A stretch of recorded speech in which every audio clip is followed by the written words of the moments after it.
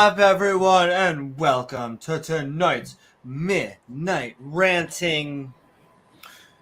Realizing atheism is like the Truman Show? That's right.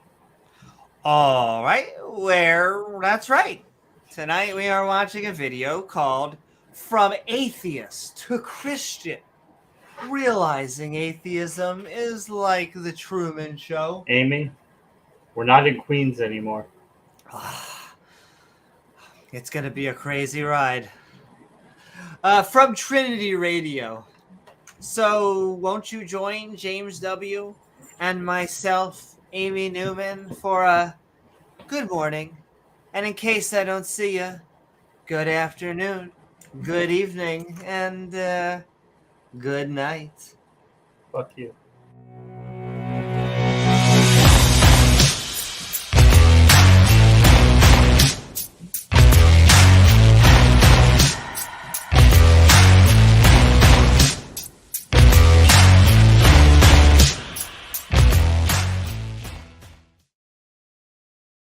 Alright, what is up, everyone? Thank you for joining us on the interwebs and the intertubes. And please don't forget to like, follow, or subscribe, because then you gain access to that bell icon, which when set to all will give you reminders to see our premieres or join our live streams. We're a skeptic channel, it's true. Including the two schmucks that you see hosting. However, after our opening statements, the housekeeping, and of course the opposition viewpoint, we will be opening up the floodgates, or rather, the open mic, so anyone can say what's on their mind about the topic. Atheist or theist, liberal or conservative, come as you are, just not on my sheets. Well, Nunya, we whack theists every day of the week. We don't reserve that for just one day. We will do that any day. We whack off theists any day. What were you? Any day? Yes. What? But yes, this housekeeping is sponsored by our Patreons at patreon.com/Amy Newman, which helps us make even more fun content like us from the Atheist Network Group and Roundtable, but Network Group. Thanks, us. You can find them at youtube.com/the Atheist Network Group and hashtag Tangang, hashtag better, and I think James would like to remind you that Jesus is a myth. Hashtag. That is, yeah, absolutely. But sending so much Thanks, love. Oz. He was just doing a stream. I was lurking, but I was getting. Apparently, he got into it with Eddie. That's what Jason says. Oh, yeah, saw some sort spicy. of back and forth, a little spicy. Well, at the end of the day, I mean, an atheist isn't gonna accept theology. That's why we're atheists. I mean, I don't know what to say. I think the metaphorical theists are fantastic. I was just talking all night how I will take them over the fundamentalists any day. Nonetheless, they still believe in beliefs that you can't. Are silly, ridiculous. Don't have good evidence, but everything you just said is true. So Pat says he's just stopping by, but he's got to work early tomorrow, so he might be ducking out early. Thanks for stopping by, Pat. That is okay. Sending so much love, Pat. In that case, well, Regos also says that the theists don't want anyone to mention what Amy does to them. They might be a little repressed. Oh, I know what I do to theists. Isn't that right, Gavin? Oh, that's right. He's being a good boy because his mouth gets a little use later when I'm monologuing. It's kind of interesting because whenever she wants to talk theology or evidence with a theist, it seems like they want to gravitate towards other topics. I don't know. Well, and can I call this out? Okay, it's just so funny that, and I know it's not his specialty because I've been on there on EA Dawa. Khalil has not been on there, and so He without was on Khalil, today well, was he? Well, you say that, but was EA on cam Dawa in was on person. today? But Oh. was Khalil on there? Because Yeah, his, oh really? I thought it was in his the partner. flesh. No, in the flesh. Okay, because what I Not have from a been, jail cell. In well, his actual what home. I have been seeing is they've been doing less of the gauntlet, which included everyone. They've been doing Christians, come in here if you dare, because I swear, I mean, if you're a Muslim, pick apart the Trinity all day. Of course, it's silly, but everything you believe Isn't also. it Well, funny how they can miracle see the claims lie, silliness silly.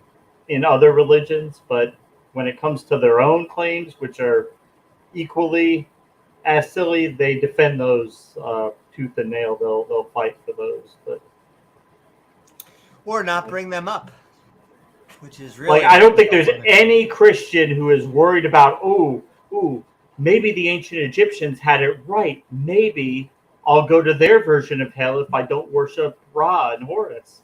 Or the Nobody waits. Zoroastrianisms. Or maybe they were right, or maybe the Nordics were right. Maybe Odin. They don't worry about any of that. They hand wave all those religions away, and yeah, and they hate it. They hate it when we say we just go one God further, but it really is just so true. It really is that true, and they hate it because they don't really have a good response to it. Yeah, and I just also want to send love to Roger Shrum out there. Roger. Sending love. And Regis. And James Wolf what in the is house. up, Regis? What is up, James Wolf? Doorknob head. None of your business. Bed hair. Spooky bed hair. And I see Jib. I am looking forward. I believe that's going to be an anti-theist debate. And I know that sometimes the atheist community is split on that. I could not look forward to that more because I think that deism is silly. I just think a brain that really is silly. making natural forces is a silly concept. And so from the ground up or down, whichever way you're looking, I think it's a silly concept. Look who buzzed in here. Now, I don't know if you guys know that, but Brainbug has his new channel is called Hive Science, but that is the same Brainbug that we all know and love. That's him, Hive Science. So make sure you're subscribed to that channel. But the same buzzing around, triggering theist, triggering sunflower that we know and love from Brainbug. And now it's live at the Hive. I think it's great. Live at the Hive. Great. Hive Science. But yes, sending so much love out there. Doorknob head, Hive, wavy particle. Where's your t-shirt from? Oh, I do love to show off. So just sending love to science out there. I'm probably going to get more. I can't help for sending all of these science-based t-shirts. I have one that says vaccines cause adults. I can't help myself. James, did you know we went to the moon? It's another one that's been on my mind. I mean, allegedly we did. Allegedly. I know. It was before we were born, and all we have is some grainy video footage, and I guess maybe they lost the original footage. I don't know. It seems very sus. Probably never happened. Very sus. But yes, also sending love to you, Davenport, who, well, we've been talking about creationist arguments. I was also listening to student Dr. Ben talk about hearts today. No, that's a much different Ben. A much different Ben? Oh. Yes. That Ben wears a silly hat on his head for a god. He does wear that. I seriously, I find that so funny. Look, and I'm an equal opportunist, okay? Muslims wearing clothing for your God, Jews wearing Equally clothing silly. for your God, Christians wearing clothing for your God. Really silly. It's funny that your Equally God silly. has a uniform. It really is. What do you got there? Is that Dunkin' Donuts? Is that iced coffee today? That is Starbucks. Not your typical Gatorade. There you go. I do It's have like a that. mocha. I'm double fisting, if you know what I mean. But I would love to be your debate partner. That would be. I think you guys would mesh well together. That would be a good debate.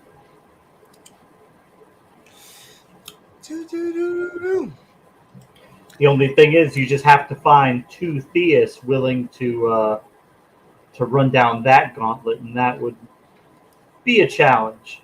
And You'd have to find two very arrogant theists, very, very delusional theists.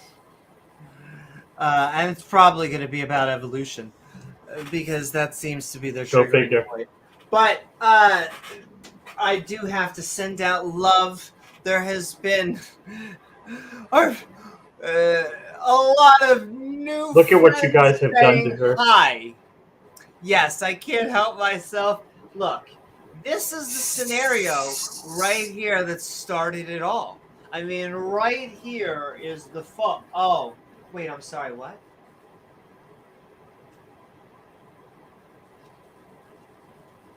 That snake is telling her terrible things, vile, disgusting things like knowledge is good and being ignorant is not good.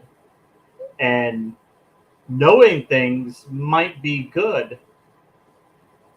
Now, Amy's trying real hard to stick with what God told her, say, no, Satan, knowledge is not good. No, Satan. God made me dumb. He didn't made me so I wouldn't know anything, because that's what he wanted me to be, ignorant and dumb. Exactly. And you know, the hardest thing when you're making a choice about good and evil, not having knowledge of good and evil. Wouldn't it be a real kicker if we're holding somebody accountable for doing something wrong when they didn't even know it was wrong? I know. That honestly, like, that means they were basically children, and you told them not to eat something. Like toddlers. Even though you put it in front of them, they ate it, and then instead of, I don't know, not putting it in front of them, you kicked them out of your house. Wow. Parenting award of the year. Objectively perfect parenting. Objectively perfect. It would be like putting out, assault rifles out on the table with toddlers and telling them, now don't touch those, we're going to go away, and then nothing bad's going to happen, nobody will get hurt. We told them not to touch them, I don't know what happened. It's like having a stove and you say don't touch the stove, and then they touch the stove and you kick them out of your house. You stupid idiot. And then they have knowledge, by the way, after they burn themselves. Suddenly, they seem to have knowledge to not touch the stove. Funny how that... In Eve's case, the first thing they noticed after having this sudden revelation of good and evil was that they were naked, and that it was objectively, morally wrong to be naked with your own spouse when you are the only two people existing on the earth, but it's still objectively evil. It's objectively evil to be naked with your spouse when there are no other human beings in existence. That's true. That's pretty darn silly. I guess you could only see the naughty bits if you're doing procreation. I guess you've gotta be actively making more babies for God to punish. Sending love to Uncle Beck. Had a great stream. Had a great stream with Student Dr. Ben. Then went on with Student Dr. Ben and Beck tonight. You should check out both of those streams at Skeptic Haven. I want to send a shout out to Shelly, to Wes, to Shane, to all of you out there, and the non-believer community. Because I'm going to keep on saying it. We don't schism. We don't have holy wars. We do it #better. And yes, he's naked all the time. I also personally worship Saturn, who is 50% softer than Satan. And sending love, Jib. I know. Hey, look. Usually when I debate against religions, I get based off social and bigoted harms religious people cause, plus the spreading of misinformation. Yeah. Well, I mean, to be fair, if they weren't spreading misinformation, they would have nothing else to spread. So, I mean, that's kind of the only card they have to play. So they're just going to keep playing that card. But yeah. And Wavy Particle says, but there is a version of Genesis 1-3 I would love to see. That's an Animaniacs version. That'd be hilarious. We need to have a Genesis, cartoon Bible, skeptic version. Well done. Thank you on Beck's channel. Nothing rhymes with silver, tilther, either. BTW. Sending love, none of your business. And James Wolf says, AA told me it was a problem for my wife to be my higher power. You see, and that's the only person you should be worshiping. It's probably the only goddess that we can have evidence for is our partners. But yeah, sending love out there also to a grumpy old cuss. Because when James heard this video for the first time, he went bleep, bleep, bleep, bleep, bleep, bleep. Yeah, among other things. They just come up with the damnedest things. And James, I have very bimbo-y moments. I walk into objects on a daily basis. I bet. And yet, I don't understand some of the things that come out of theists, especially creationists, especially young Earth creationists. It's honestly, like before he went to prison. Remember, Bill Cosby used to have that show, like kids say the darndest things. We need like a theists say the darndest things, because they do. They do, and they believe crazier shit. It's just once in a while, one of them will actually say what they believe. And well, it's if you can get anyone to actually try to scientifically explain a miracle, you will get what I found. A shout out to Randolph Richardson, who I'm hoping to be on that stream in the next week or two. With my schedule changed, finally had to wait a month. But what I have found, the #1 apologetic on Randolph stream, and they have 6 hours of open format for theists to just convince atheists. Just talk to us. It's an entire panel. The #1 I will go back to apologetic is, this is so unfair. How do you expect us to prove it? How do you expect us to give evidence? Never gonna happen. You're never gonna accept it. I don't like it. I don't like it one bit. No. Consistently, this is the whining #1 like a petulant child. Yes, like a spoiled over child. and over. And I don't even know if they listen to the people before them to see that doesn't work. That's not convincing. Also, what I have consistently noticed in that apologetic is that the debate title is Convince Atheists, and all they do is bitch. They come on to bitch. And look, I love it. Yeah. I'm going to be honest with you. I've enjoyed every second, Randolph. You drink their tears. Great content. Yes, because I've never seen better advertisement for atheism. So please continue to do so. But if you're it's not our I would suggest it's not our fault. It's not our fault that their positions are so illogical and so untenable that even they struggle to come up with rational justifications for them. Even they struggle to put forth a halfway coherent reason why they think anybody should believe this stuff. And that's not our fault. That's on you. You're the one who believes it. Because get a better belief system. That all of their arguments are going to come down to, and when we say personal experience, it really numbs it. It comes into those two words, personal experiences that were personal to them. Oh, wow, that's a scientific method. I could definitely see how that's going to convince someone else. It's almost never because of some, I would say, intellectual reason, as opposed to, once again, gut instinct or emotional, and even furthermore, some sort of peer-reviewed process of scientific means, which, once again, even that sounds cold. We means test it, get it, verified by other people that can test it. And the really just comes down to, you'll never meet a Christian who won't tell you at some point there does come that threshold where you just have to have faith, and that's it. There's nothing else. You are just going to have faith and accept it, choose to believe it anyway, because without faith, it's impossible to please God. God wants, it's a game to God. He intentionally gives you inadequate evidence, and he just wants you to just believe it anyway, because that will make him happy. He could give you the evidence that would be sufficient, but he doesn't, because he just wants you to believe it anyway. You, that was brought up today. One of the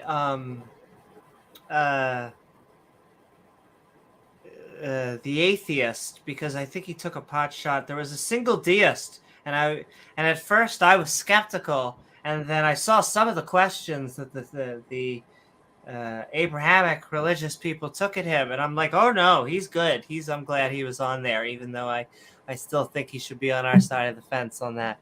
But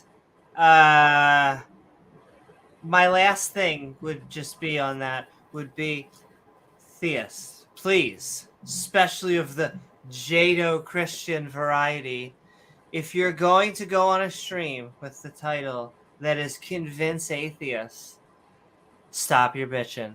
Stop complaining. The format is literally, we will give you as much time. It's the same thing here. We hope to give you as much time, and Randolph does so, Taco does so in kind.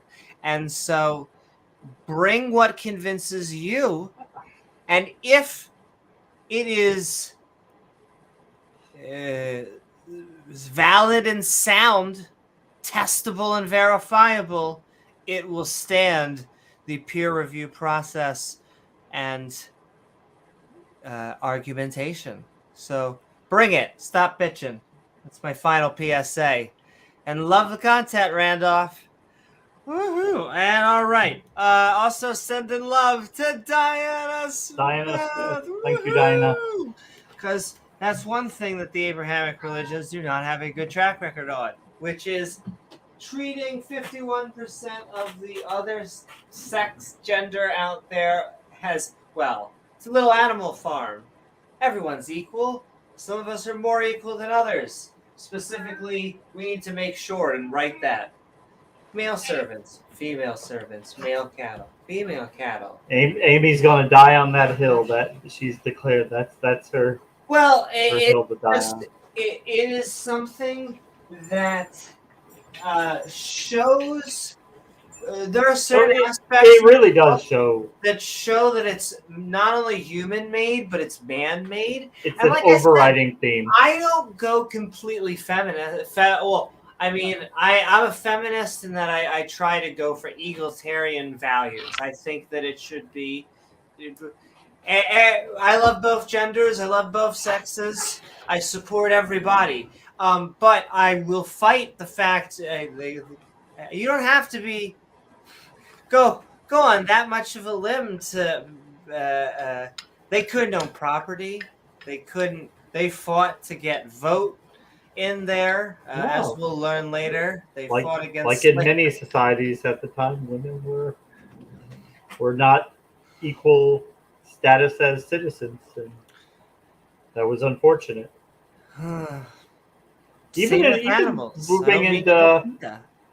into Roman society, when you get into Roman times, the male, the husband, the father, the head of the household, he could legally kill it. He could legally kill his wife if she looked at him the wrong way. There was no recourse to it whatsoever. He was allowed to do that.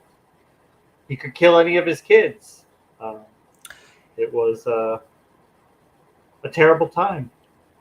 The value of human life was just not viewed as. And the first prophet of Yahweh almost killed his son, but the apologetic goes, but he didn't. Though he kills lots more people than a lot of us. And God killed his high priest, a couple of his sons for strange fire. Oh my goddess, I would not want to be God's priests, God's chosen ones. I would not want to be anywhere near that guy, especially if you're in the nations around him. Apparently he's not everywhere. Mostly. But also, sending love Diana Smith, sending love Pat Lominger! Woohoo! Who we saw Diana, there, we are talking. He's out there somewhere. Bed. Sending love to the archaeologist that I assume every once in a while just has to trade it out. Oh, there we go. Oh.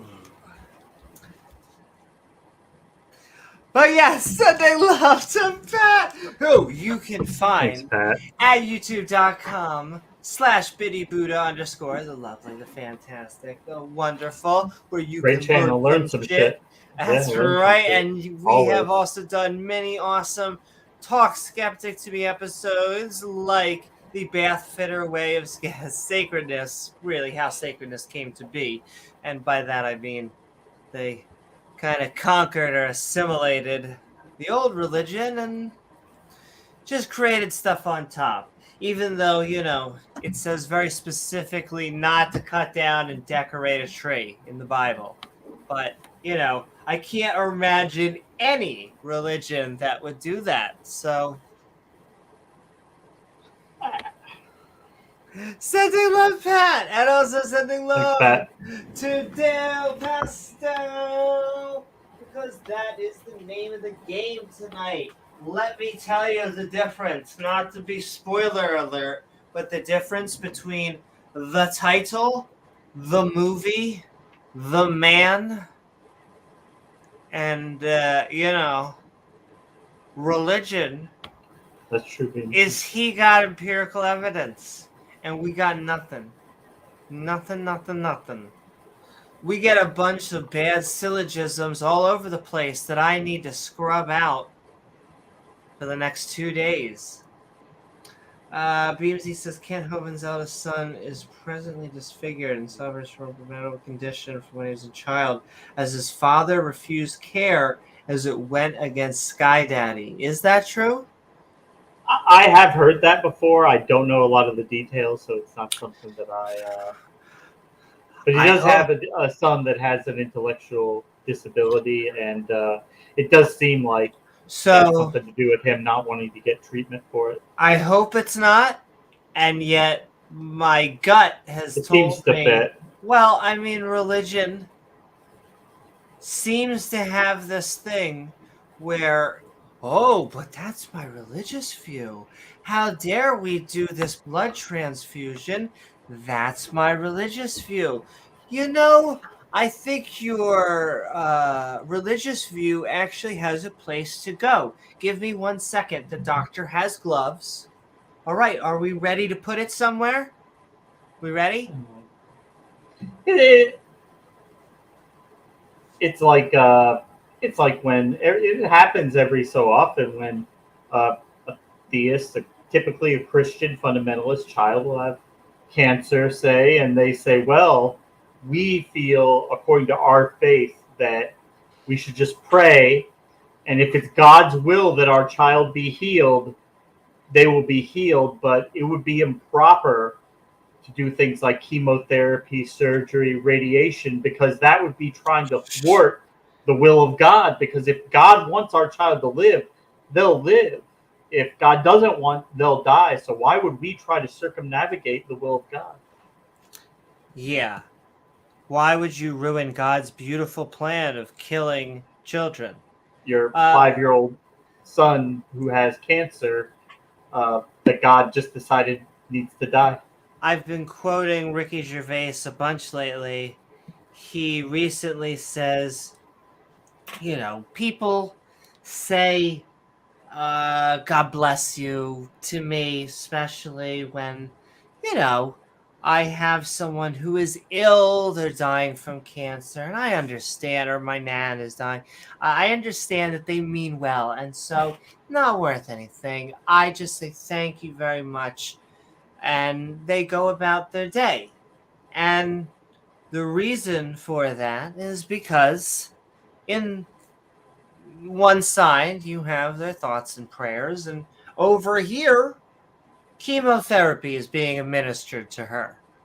And so it's okay to give one as long as you have the other. And if you were to say, no, why do the chemotherapy? We can just go over here and pray for Nana. Well, now we have to step in. I mean, let me ask you this, Amy. If it's God's will that they die, is there any amount of chemotherapy you could ever give them that would be able to thwart God's will? Yes. No, right? Well, so they think, but in my opinion, yes. Apparently, you can administer it and thwart. But yes, apparently it's part of God's. If it's God's will that they live, is there anything you could ever do that would defeat that? If God declares they will live, then they'll just live, right? So we don't need to worry about all this chemotherapy. The best thing to do, Amy, is just drop to your knees. Oh, wait, you are already on your knees anyway, so no need to do anything different. Down there. Yeah. But yes, sending love to Dale Pastel, sending love to Dave Garr, reminding us Thanks, Dale. that we left the Earth to go on to the moon. We're going to do an episode on this lately because apparently this is an apologetic and it's a silly one. I didn't hear this from Flat Earthers. I'm hearing this from Dawa channels. And I'm sure there is some sort of apologist out there on credit. I guess everyone's got a shtick. All I have is the falcon in the back of my head. That's just hearsay. You just collected data. No.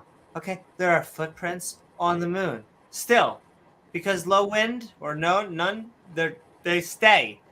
Why is that still? Is the moon CGI? Are you really gonna? How derp do we want to go? You can shoot a laser at mirrors and get the reflections back.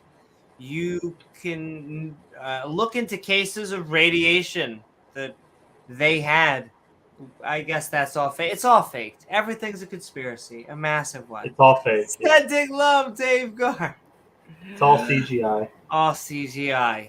And that's the thing. You can just say anything is CGI, and therefore you don't have to respond to any type of video or photographic evidence because you can just pull the CGI card and then you can not present your own model.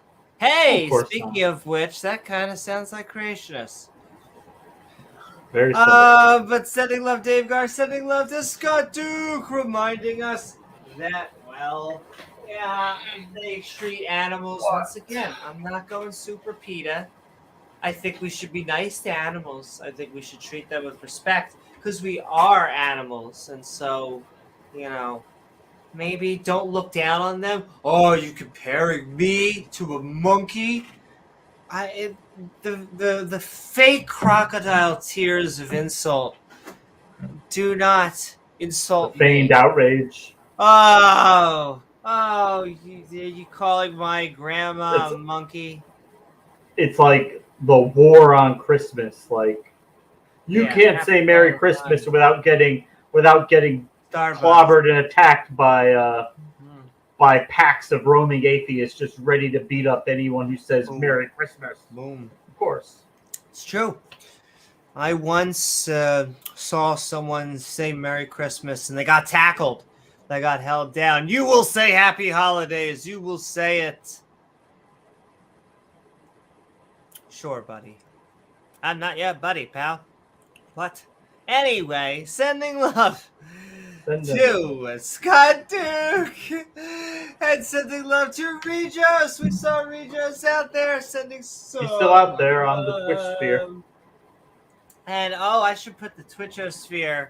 Thank you so very much, because we are trying to cultivate all of our communities out there.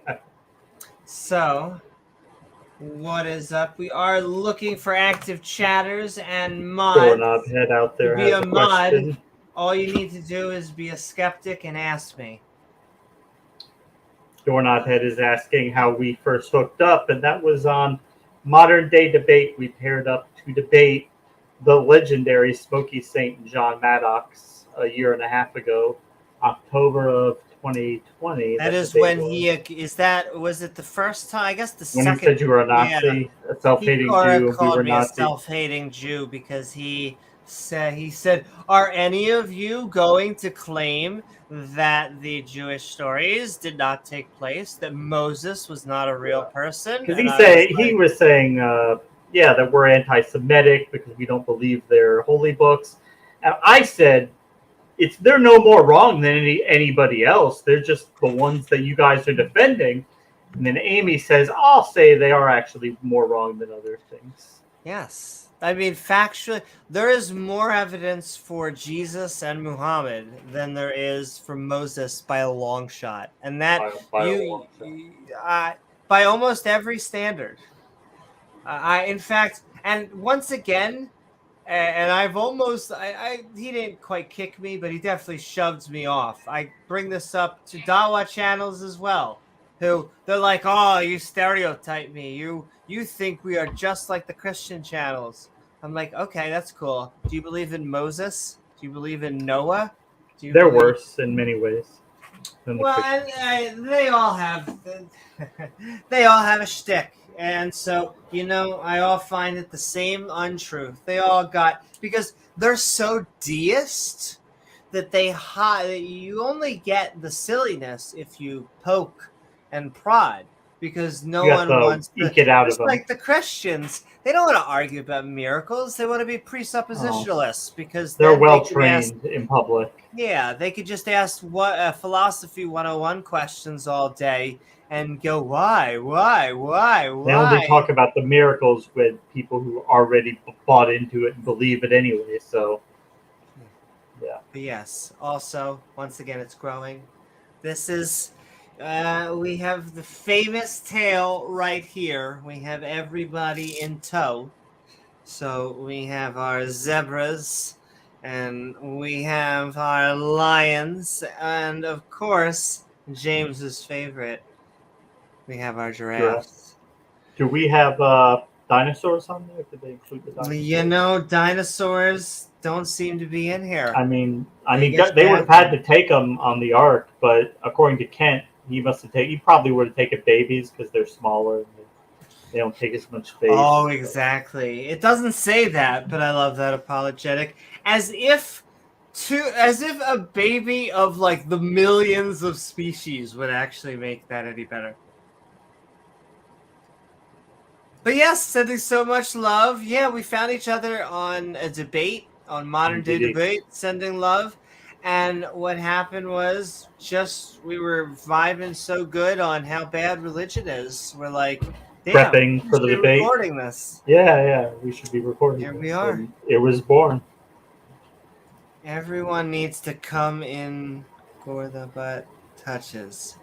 I'm not gonna touch that. But you got my attention. I'll tell you that much. Woohoo! That he is. Doubting Thomas, that he is. Moses' birth from water. And they make it like, oh, look, it's a sweet story. Look, Moses' mother put him in the little raft and sent him down the river, and he was adopted. Aw, that's so sweet. Such a cute story. Yeah, no. Meanwhile, later on, God decides, I really want to kill the firstborn of Egypt, so I'm going to harden the Pharaoh's. I'm going to tell him to let the people go, but I'm going to harden his heart so that he won't actually do it. Five times. And then I'm going to kill the firstborn of Egypt because Pharaoh won't do the thing that I made him not do by hardening his heart. And to be clear, if Pharaoh wasn't going to let him go under any circumstances anyway, God wouldn't need to step in there and harden his heart. You would only need to step in and harden his heart if he could have been persuaded to maybe let him go. So maybe he was open to letting him go, but God just nipped that in the bud and said, no, you're not going to let him go. He hardens his heart 4 times. Nonetheless, he lets the people go. He still lets the people go. And even after then, God hardens his heart he wasn't done. Time he had so much fun fucking with Pharaoh. Even after his son died. God killed his son. So much fun fucking with Pharaoh that he had to have like a grand finale, like a last closing call, last call. Come on, one more time, Pharaoh. Exactly. I mean, you get it had been at that point. It had been almost 1,000 years since he drowned a bunch of people, and he was really since he drowned the whole world. And so he was just kind of just wanted to drown a bunch of people. So. Yeah. Sending love, BMZ. That's right. Very much into self-loving.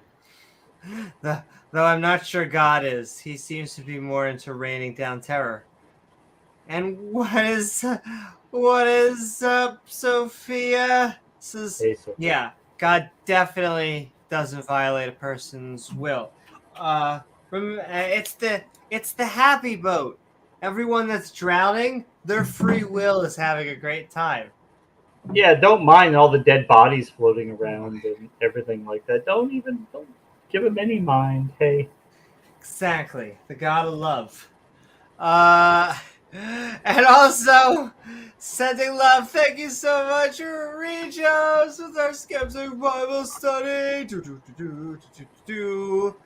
And, yeah, we are learning how much God loves because he stabbed an interfaith couple in the chest, and he just recently commanded no interfaith couples. He said, anyone in your family, you, friends, they need to follow.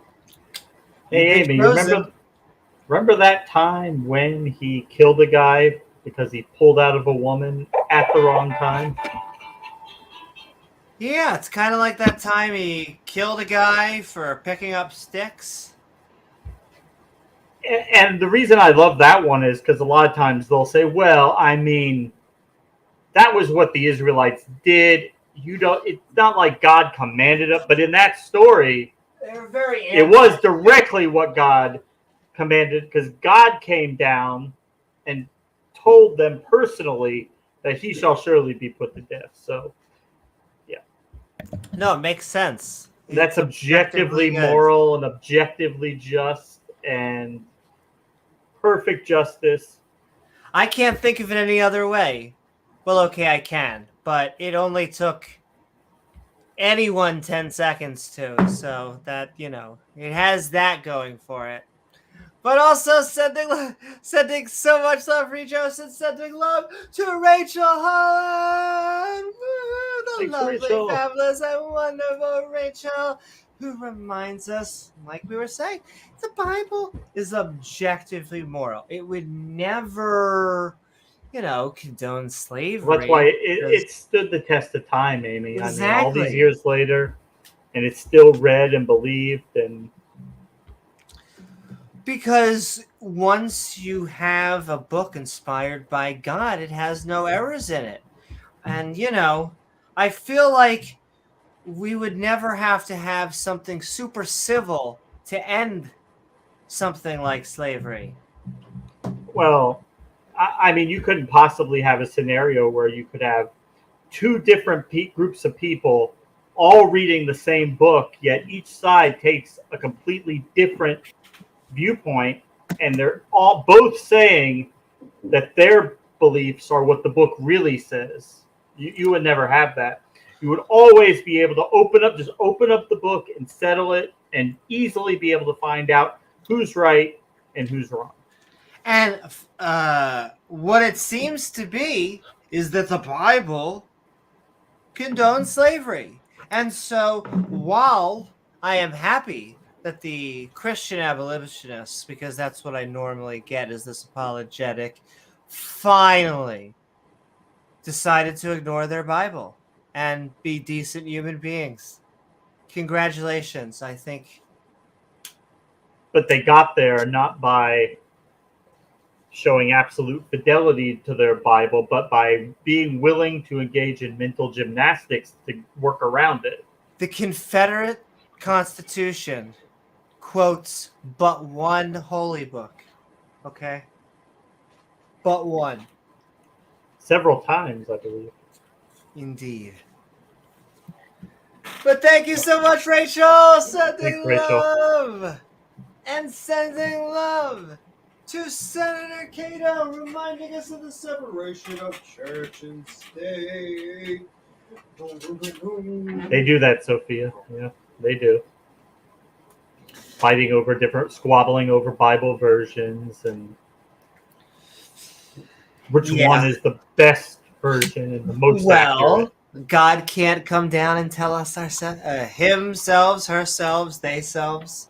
They apparently don't seem to want to talk. And this is the thing, is that God refuses to communicate with us directly. Absolutely refuses.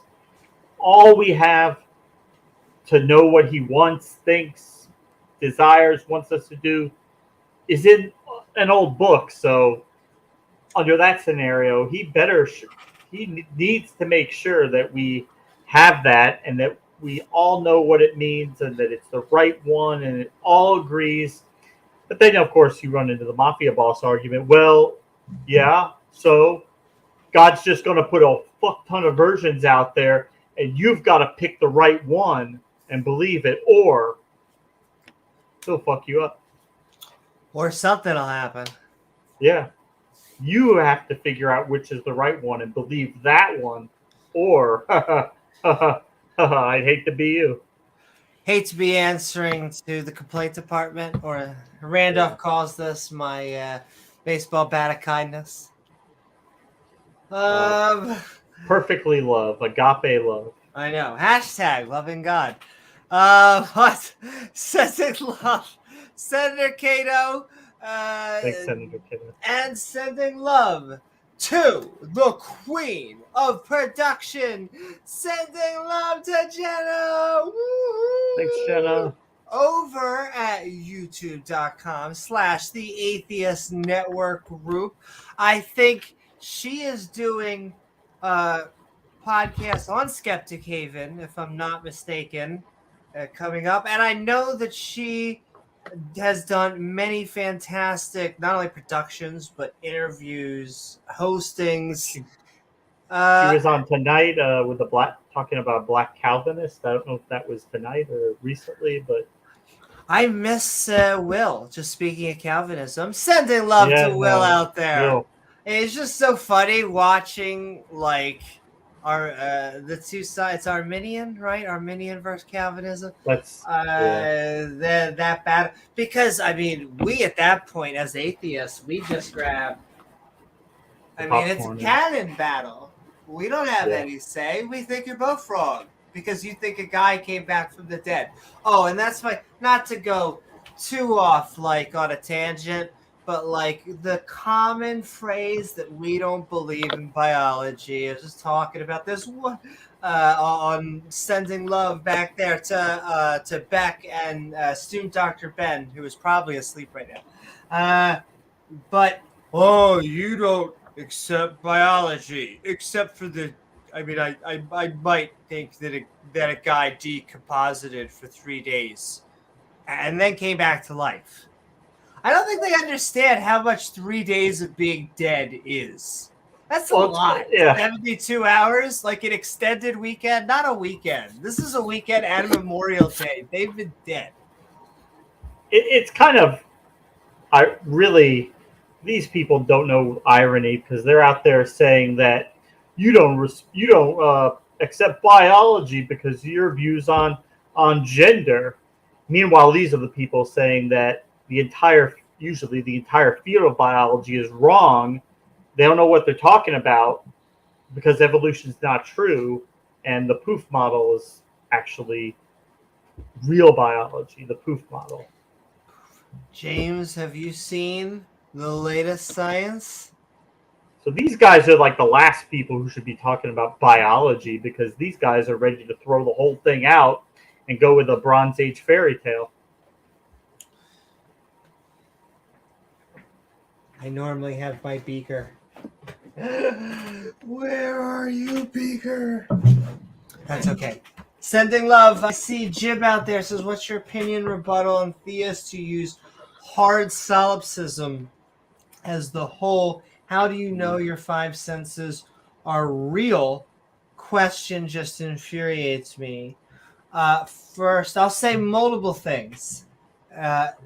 First off, I will just plant that I feel that any theist that goes to solipsism is, as I believe Shannon Q puts it, admitting defeat.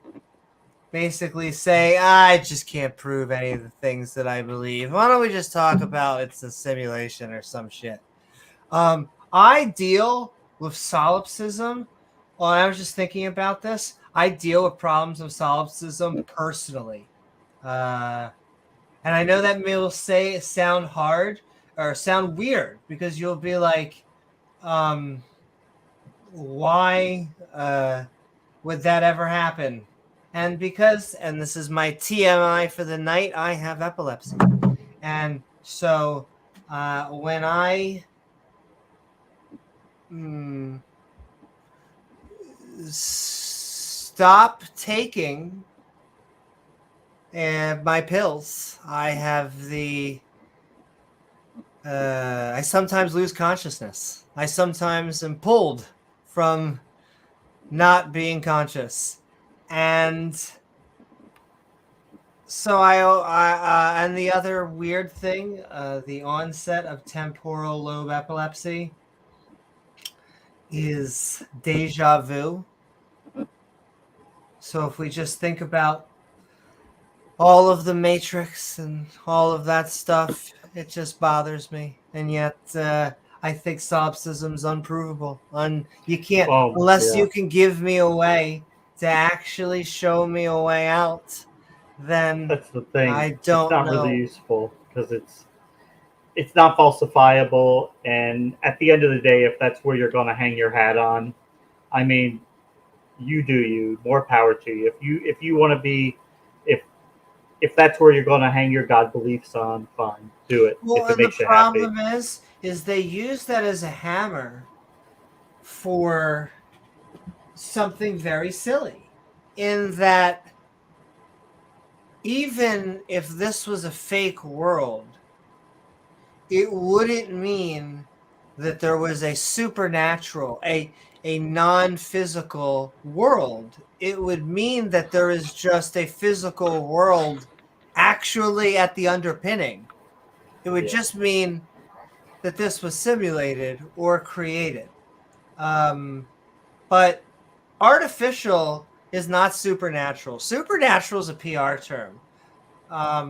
It really is. It means nothing. If you were to ask, it's like asking for a super amount of fries. If you were to ask 5 restaurants what your serving is of a super amount of fries, they'd all give you different sizes. So like yes, a liter of cola. It is interesting. I feel like in a weird scenario, I have more evidence for solipsism than anyone else. I have personal experience that I think that should not be. I still don't think solipsism is true.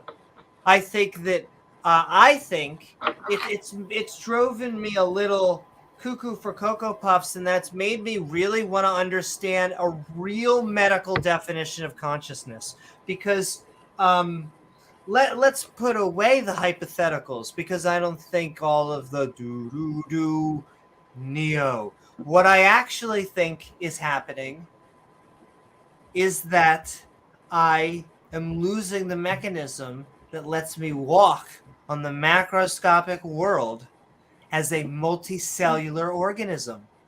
The mechanism that separates me and all of us from plants and fungi. And I get a lot of pushback on this from theists, and yet I notice that people get very serious about the subject when I bring up epilepsy. I notice that all of a sudden it adds a type of medical seriousness that before was just philosophical. All of a sudden, they're like, oh yeah, I guess there really does seem to be this medical thing. Like, it's not just that consciousness is this nebulous thing. Here is this person on the floor. They don't seem to be conscious. They once were, and yet here they are. So what is it that they are missing? There seems to be a mechanism that's not working. Like, if we were trying to reboot people, if these were machines, we'd try to be fixing and debugging. It wouldn't be a supernatural process. This is how we gather energy. There's actually good evolutionary reasons to why we have consciousness. And all of them seem to be natural. It's not this crazy thing. So it could be that, there's some supercomputer that I am a part of that is creating every song lyric that I don't know. But it just seems unlikely. More likely that there are actually good evolutionary naturalistic reasons for not only why solipsism isn't true, but why our consciousness has a job to do. Like, I know it's fun to think that our bodies were bred to have our conscious. It's the other way around. We have our consciousness, and that's our job as part of the body. Find food for the body. Find food. And in fact, I view it as you have 2.5 goals in life, 2 and an asterisk. You eat food, you get rid of food, you sometimes mate. As long as you do all 3 of those three of those jobs, you can do whatever you want. It's like a contract. You can go out there, have fun, read about mathematics, write a sonnet. And the trees do it fine without consciousness. Oh, James, you're setting me up. Oh, ladies and gentlemen, and everything in between. We've been coming across, James and I have been coming across the most, I don't know, it is the most cutting edge apologetic, and yet I feel like it's been thousands of years in the process. And so we've been deliberating it. Philosophers have been trying to debunk it. But I do want to ask all of our viewers out there, have you looked at the trees? Because I feel like, why do atheist channels even exist? I don't know. So beautiful. So beautiful. To echo what Beamsy said before is that, there are certain assumptions that we have to make just to be able to function in our reality. And once you strip everything down to the core, there are just certain brute facts, certain assumptions we have to make in order for anything else to make sense. And we can't prove those conclusively. We just have to do the best we can. With what we got, which is science. Nothing. That's one of the reasons we say nothing is absolute or, set in stone. We're just doing the best we can with the tools that we have available to us. Woohoo! What is up, Dave Carr? What is up, Robert? Hey, Robert. Howling at the moon. What is also up? James Wolf! Sending love because we are Midnight Ranting. That is right. We can't Hey, help Ian. ourselves at the late show. That's right. Sending both. I saw from Beck and Robert sending love out there for the and we now, speaking of liking and subscribing, the emojis are done, the channel badges are done. We will be having channel membership up, and I know I've been saying it, but I'm closer than ever. Both Patreons and channel members will have access to ask me anything or say something funny. Woohoo! And all right, sending so much love to James Thanks, Wolf, and also, last but certainly not least, the entire galaxy in your hand. Sending love to Matty! Woohoo!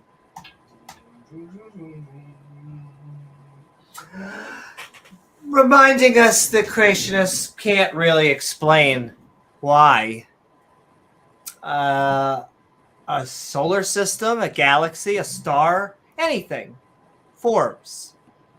If they could, lasagna. it wouldn't be creationists. I know. Well, I wish I could get a presuppositionalist. My joke is always they're like, it's the foundation of logic. I can't use Christianity to do any logic. Like, get me from my driveway to Wendy's, into buying something, back into my car, and With back your Frosty home. Chino.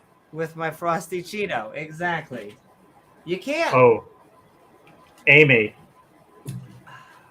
is your red light going off? That secret red light that we're not supposed to talk about?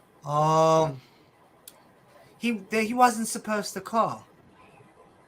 You have to take his call. You can't not All take right. the call. We're just gonna have to bring him in.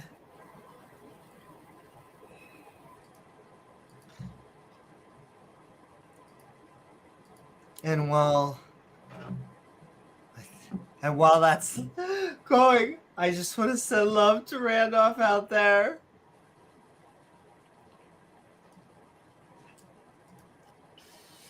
And I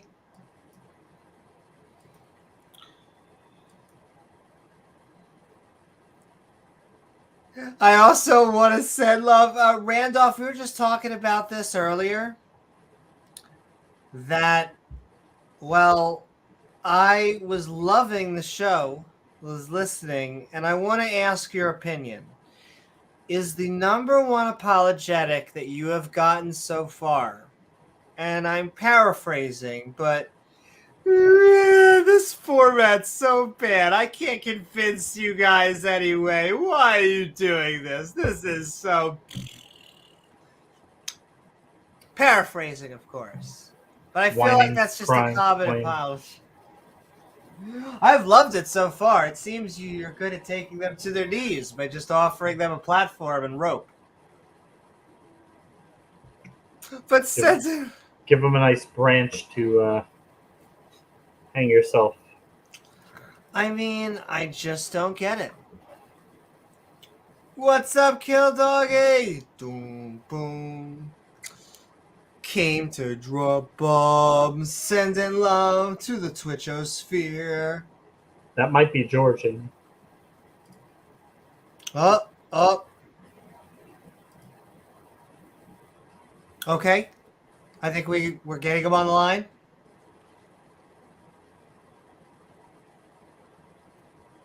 What do you say? He is saying that we're going to only get our paychecks if we actually start pushing more space lizards. We've actually had an insufficient amount of space lizards, and we're going to then have to keep on shilling for the round Earth. More round Earth stuff? Yeah.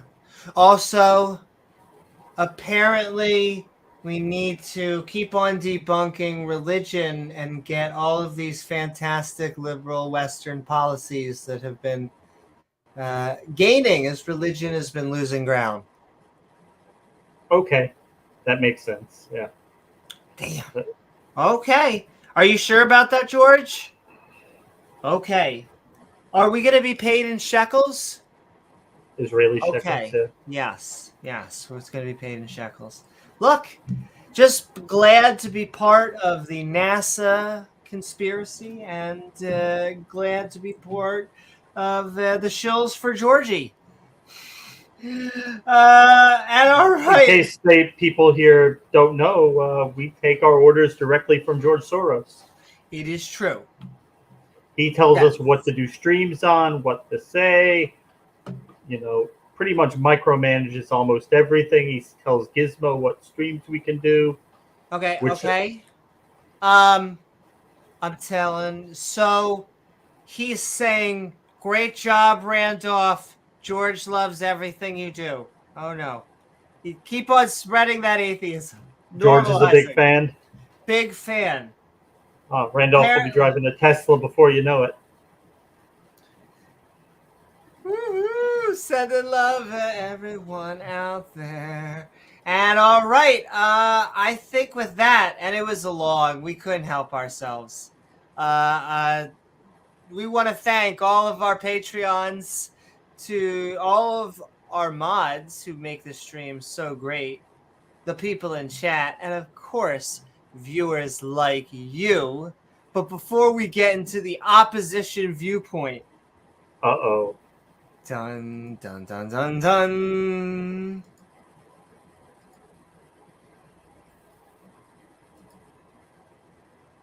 And actually, I just have to show Gizmo up for 1 second because this is our producer. Hi, Gizmo.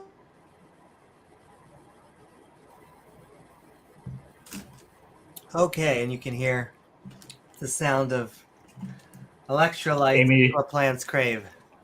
Rondo. But yes, realizing atheism is like the Truman Show. The movie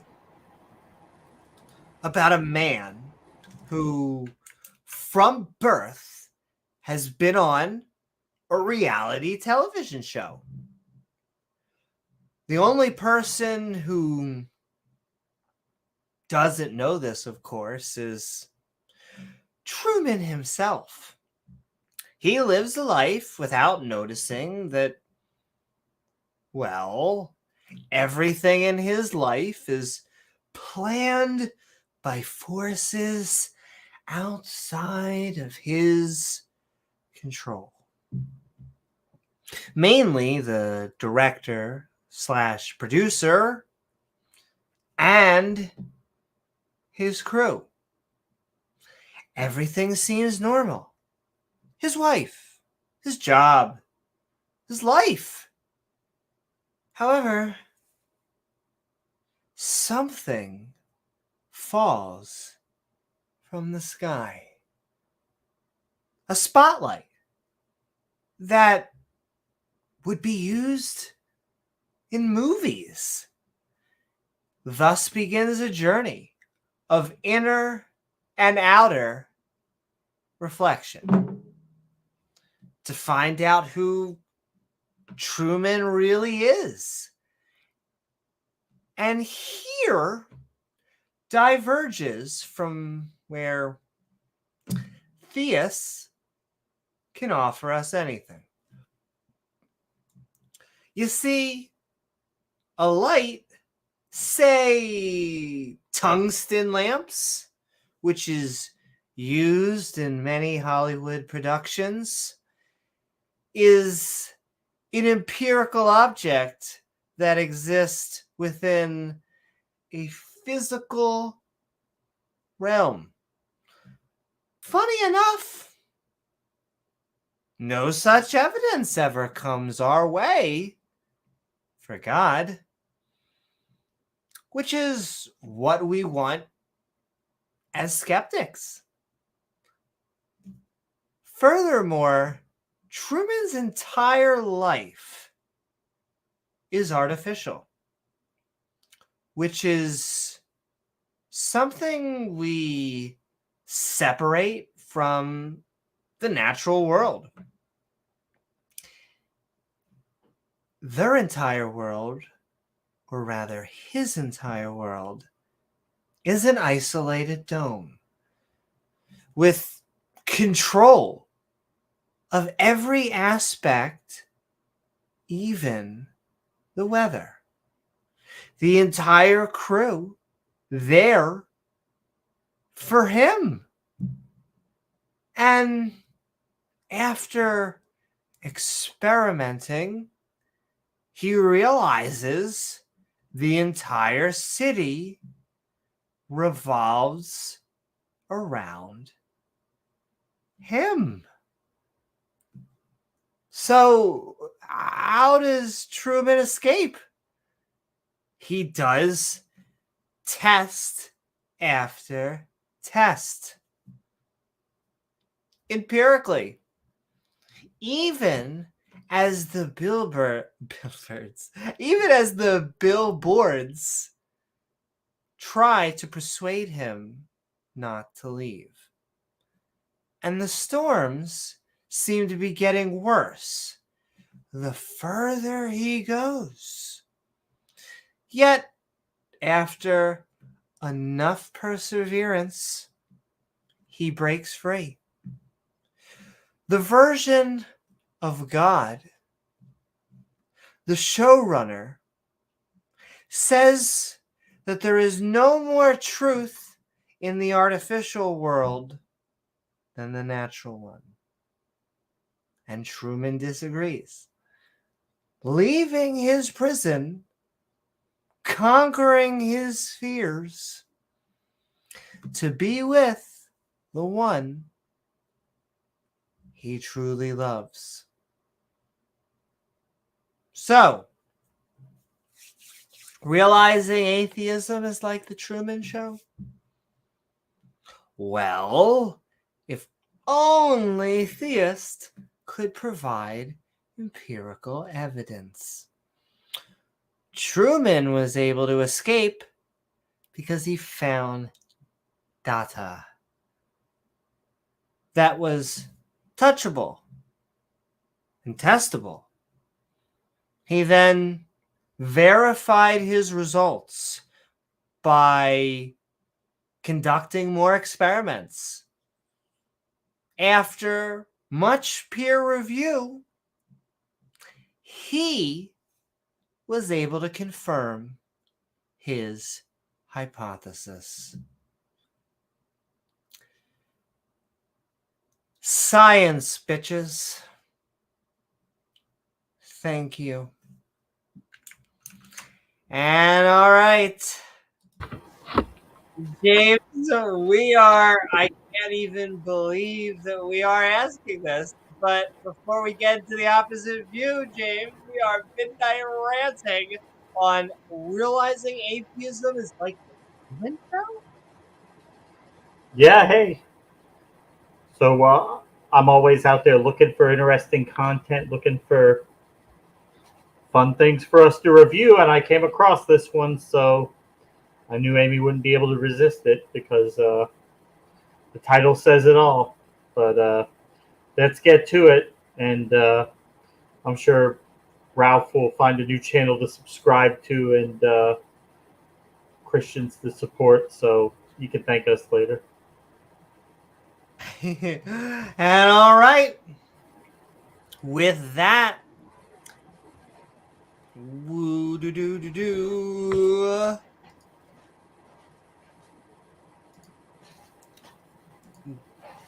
Gizmo. Your fans, Gizmo. Yay!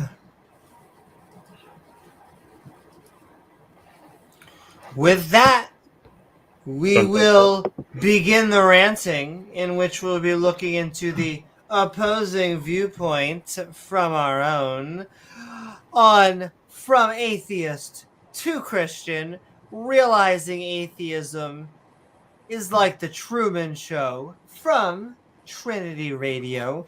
And then afterwards, we will be opening up the floodgates, or rather, the God open TV mic. Radio.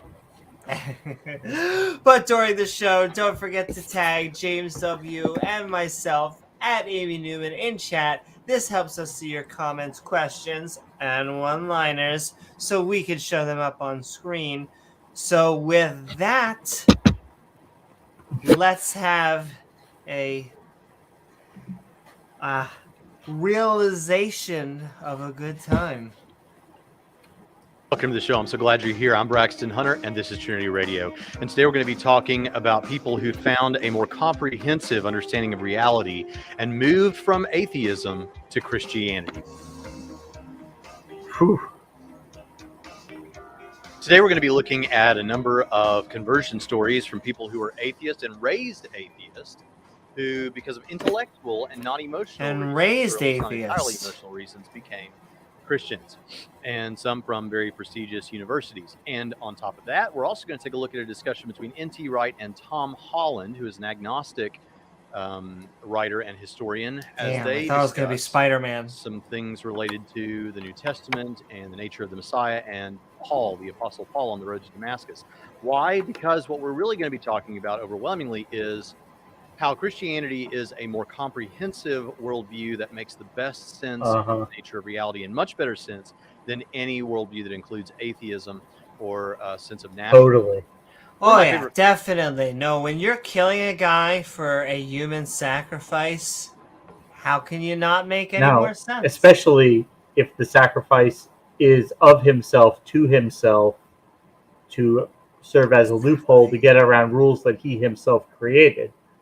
And that's the only thing that would really make sense, right?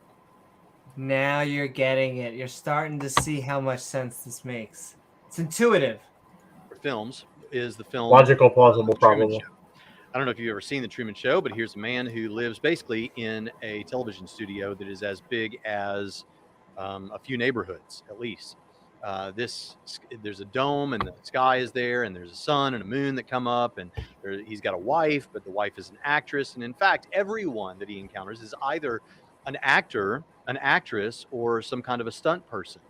But Truman is the only person who's not in on the joke.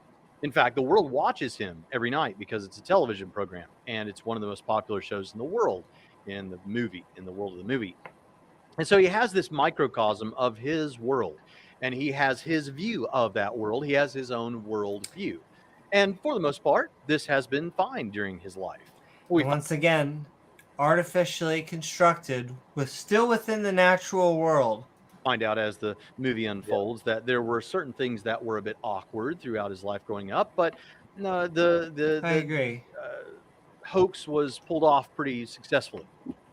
Until in adulthood, Truman begins to notice some things that just don't seem to fit in his world with this worldview that he has. Like a deity. On one occasion, a spotlight falls from the sky and crashes right in front of him, because after all, this is a movie set, but he knows that, or the world knows that, and we know that, but Truman doesn't know that. And so he jumps back and he has to make sense of this. What's going on? How is this the case? Where did this come from? What is it? What's going on? And then on another occasion, he hears, when he turns on the radio, rather than a radio station, he hears people tracking his movements, as someone would have to do if they're filming this as a television show. And he knows they're talking about him, and this doesn't make any sense. Am I being followed? What's going on? And then on one occasion, he looks at what should be an elevator shaft when the doors open, and it's in there, people in there changing costumes and things like that. And so after a while, he begins to realize something else is going on. Empirical evidence. And he allows himself to entertain the possibility that there is something larger than this reality that he is used to. That there is something that transcends this microcosm, this world that he has grown up in. That perhaps just not far away, just beyond the surface, there is a whole world out there that is much bigger and more real, because people are not actors and actresses and all these kinds of things. And so it's a fascinating show. And if he could just get past this small ocean to the far shore, he would find that there is no shore, but there is a still. Hey Ralph, it is called Trinity Radio. I also saw your comment. I was meaning to reply. I would love to do a debate on scientism, because I do not think that. I think that is basically a politically correct word. Ralph, don't do it. Actually, no, do it, Ralph. Do it. 100% do it. science is using hypotheses, testing them, actually collecting data, and then just having it peer reviewed. I don't understand. It's the best methodology we have. It removes 99.9% of human bias. So I am team science. You can tell right here. Team science. Team scientism. That's right. I guess so. Just add an ism. Add an ism, add an ist. It'll be really scary. But I love debating. We're in the debate community. I mean, that's what I'm here, and I would like to also host more debates. We are about to set up. That's going to be a lot more. And okay, we're going forward. Staircase with a doorway, and if he could walk through the door, he would find himself in another world. I love that, and I love it partly because it so perfectly mirrors what I think is going on here. Naturalism is much like the microcosm world that Truman lives in. Naturalism makes sense of things that are right in front of us. Remember, ladies and gentlemen, Truman lived in the natural world the entire time. There was never a time when Truman did not live in the natural world. Like, just because someone creates an artificial system in which you live, you did not transcend reality. He was in a different vessel, in a different container, but he's still in the natural world. It makes sense because what's real is what we can see and touch, and we have evidence of, just like Truman had evidence that I've got a wife, I've got friends, I can drive down the street. Of course, this isn't fake. It's all real. It makes sense of all those things. But if naturalism is all you have, then you come to find out Can you drive to the next city? No. It makes sense. They're not explainable on naturalism. Like the spotlight falling from the sky, and in reality, like consciousness or the facts around. He's sneaking out of the gaps in right there. Jesus, or design, or morality, or value, or any other of a number of things. And so, so when the spotlight fell, Truman used reason in the natural world to come up with an explanation for it. Like what they're doing and what they're saying is, well, there are things in the natural world we don't completely understand. Therefore, the explanation must be outside the natural world. And there are things we don't understand in the natural world yet. That's the key thing. Yet. There were more things in the past we didn't understand. And all those answers that we did find were in the natural world. We've never found anything by going anywhere else. I don't know what best explains these, like Dillahunty does. I don't know what it is. I don't know. I love that he also name checks Matt in here. You can tell he gets under their skin. He can't help it. Yeah. Sending love to Matt Dillahunty. The entire ACA sending love. We need an explanation. Or we can understand that it's not just that naturalism hasn't yet provided an explanation, but for some of these things, it doesn't seem that an explanation is possible on naturalism. Well, that's wishful thinking on your part. Is we have to realize that beyond this sea of naturalism, there is a doorway that goes to another world. And if you would accept that, if you would accept this greater, higher reality that lays atop this one, a higher reality makes sense. And for Truman, it made sense because this spotlight falling from the sky. Well, yeah, because now I know this is a movie studio or a television studio. The people tracking my position, the people in the elevator, it all makes sense now that I know the greater reality. So if I turn around and I look at a wall, same way, and I see like lines of code, like Matrix style, I might come to the conclusion that we're in the Matrix. But the more likely explanation is that I'm hallucinating or something of that nature. It's always very dangerous to assume that if we see one thing that doesn't line up with our current notion of reality or our current ideas, that one thing invalidates or turns everything upside down. And that's just usually not how it works. It's and even Stephen Hawking, he fell into this trap too, because it's a well understood principle in physics that information can't be destroyed. And Stephen Hawking, for the longest time, said, well, I don't know what to tell you, black holes, they destroy information. There's no way around it. They do that. And there were always all sorts of other physicists who would try to reason like, no, there has to be some other explanation. There has to be something else going on here, because if we're saying that they can destroy information, that would undermine one of the pillars of physics. And then he eventually had to accede that, yeah, okay, they don't really destroy information. We don't throw everything out just because we don't have a great explanation at the moment. And, Amy will be right back, so I'm just going to do what I can to entertain you guys until she gets back. Yeah, I know. I'm not speaking as a in terms of the way a physicist would speak. I'm just speaking in lay terms. But see, Rocket Woodworks, we're not imposing our will on others. We run a channel, and we give our views. If you want to hear what we think, you can come to our channel. There are Christian churches all over the world, every day, who preach their beliefs, and they tell everybody what they think, and they make threats that you're going to go to hell if you don't think the way they think. And we're just here at our little corner of the internet saying we don't agree. We're not trying to threaten anybody or say that anything bad is going to happen to you if you don't agree with us. You believe what you want to believe, but we're just going to keep telling you what we believe and why we don't believe what you believe.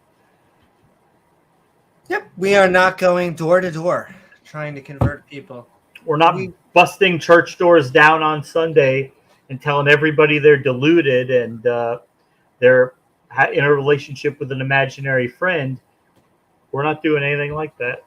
But I saw, I've seen creationists talk. They're like, you just want to deconvert us theists out there. And, well, I admit, I do. I do think that religion is the number one superstition in the world. And so I do think that the world... They want to convert. We want to deconvert. Yep. Not going to hold you at gunpoint, sword point. We just want to have an intellectual discussion. In fact, we are jumping back in from atheist to Christian, realizing atheism is like the Truman Show. That's right, Randolph. Atheism, as I'll argue, on top of this world of physical things, space, time, and matter, you would see that everything fits a lot more nicely. And what we're going to see here today is several examples of people who had that very experience, who were raised naturalists, raised atheist. One of them raised somewhat dogmatically atheist, and yet dogmatically atheist, laid Christianity on top of it. It all made much more sense. So that's what we're going to take a look at today, and we're going to begin not with sweating a little bit of this person, but you'll see on the screen here. This is a person whose name is Sarah Irving Stonebreaker, and she has an article here: How Oxford and Peter Singer Drove Me from Atheism to Jesus. Now, I'm going to make comments as we go, and we are going to look at video later, and this is going to be, I think, a great episode. I'm really excited about this. So we're going to read her article, but before we do, let me just point out that this is what Christians would have suspected. According to Colossians chapter 1 and verse 15, talking about Jesus, he is the image of the invisible God, the firstborn of all creation. By the way, the image of the invisible God. Image of invisible is just a weird set of words to begin with. Born, and this has been borne out clearly in the scholarship. This is not really something to totally hung up on.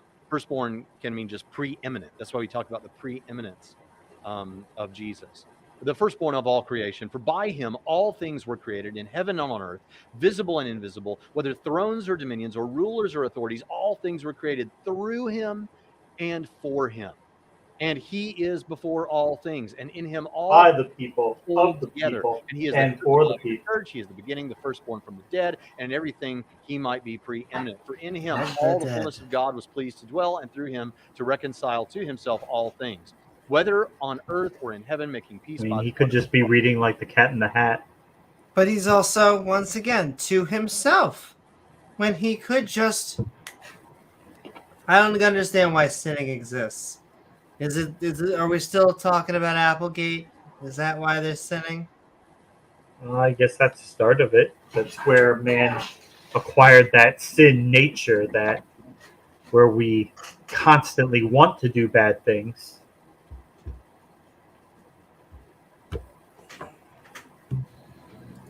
cross. In other words, when you hear Christians say things like Jesus, it's all about Jesus, they're not just trying to be cliche. They're not just giving you a bumper It's all sticker. about that base. That is what Scripture teaches in the New Testament.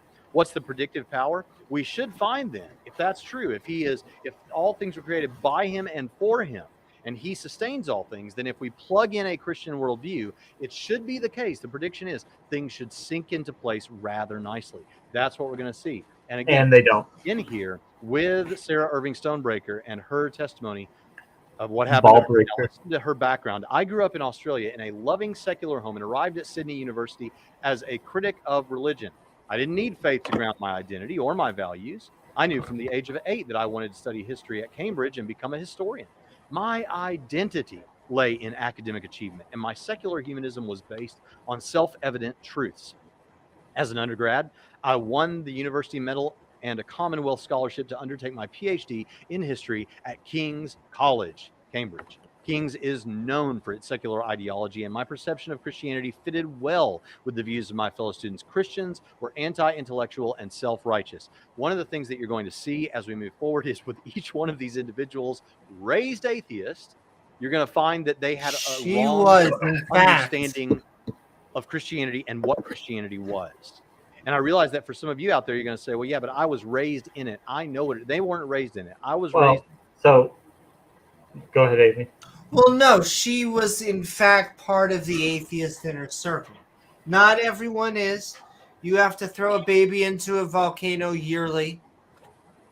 So the issue with someone being born as an atheist, raised as an atheist, is you don't know to what level they've been exposed to and immunized to base level theistic apologetics. You don't know if they've ever considered a lot of the arguments that theists are making, and have they ever seen the responses to these arguments. So people like me and Amy, who come from a theistic background, so we understand what it's like to be a theist and to have these beliefs, and how we each individually deconstructed those, and were able to realize that they were not rational beliefs. There was no justifiable reason for holding these beliefs.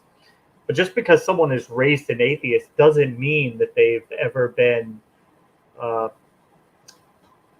immunized, galvanized in their atheism to be able to deal with these base level apologetics that might be thrown at you. And that's kind of like what we're doing here to our fellow non-believers, to those who are already on our side. We don't want people to go and fall for these silly apologetics and these bad arguments because they may have just never heard a response to them. So that's why we're responding to even the silliest arguments that we can find. I couldn't agree more. Some of these tactics is that you have to digest what the hell it is they're saying, and they take the time that people take to digest to basically go on the offensive. That is the presuppositionalist method, which is just ask questions, never accept any, and keep on moving. Keep on grooving. Well, Don't yeah. explain or defend your beliefs. Oh, that's good, Rocket Works. If that works for you, then I'm glad we're doing that for you. But wait, can I just say? I have to say, I have heard that claim while I have been watching ACA shows like the Atheist Experience. So I just have to say that I appreciate that. I feel like that is a landmark because now I'm being compared to other fantastic shows that I'm a fan of. But so to finish, I would just say that to say someone is like born atheist, raised atheist, it could be like saying somebody was born and raised a round earther, and they, of course, you go to school, you're taught the world is round, you don't, but is that person ever taught maybe like the reasons we know why the world is round? What led people to believe that? And if not, if you just believe the world is round just because you've had other people tell you the world is round and you've never thought about it critically, you've never looked at the arguments, then you could find yourself in a position where you watch a flat earther video and you could be blown away like, wow, oh, I never considered any of this. They hate to be compared, but the Muslim arguments that I've gotten lately are direct comparison to the flat Earth arguments. Like if you are trying to question whether we landed on the Earth, we definitely. If we landed on the moon, then I don't know what to tell you, buddy. You're not pro science, and you definitely don't have a methodology from discerning fact from fiction.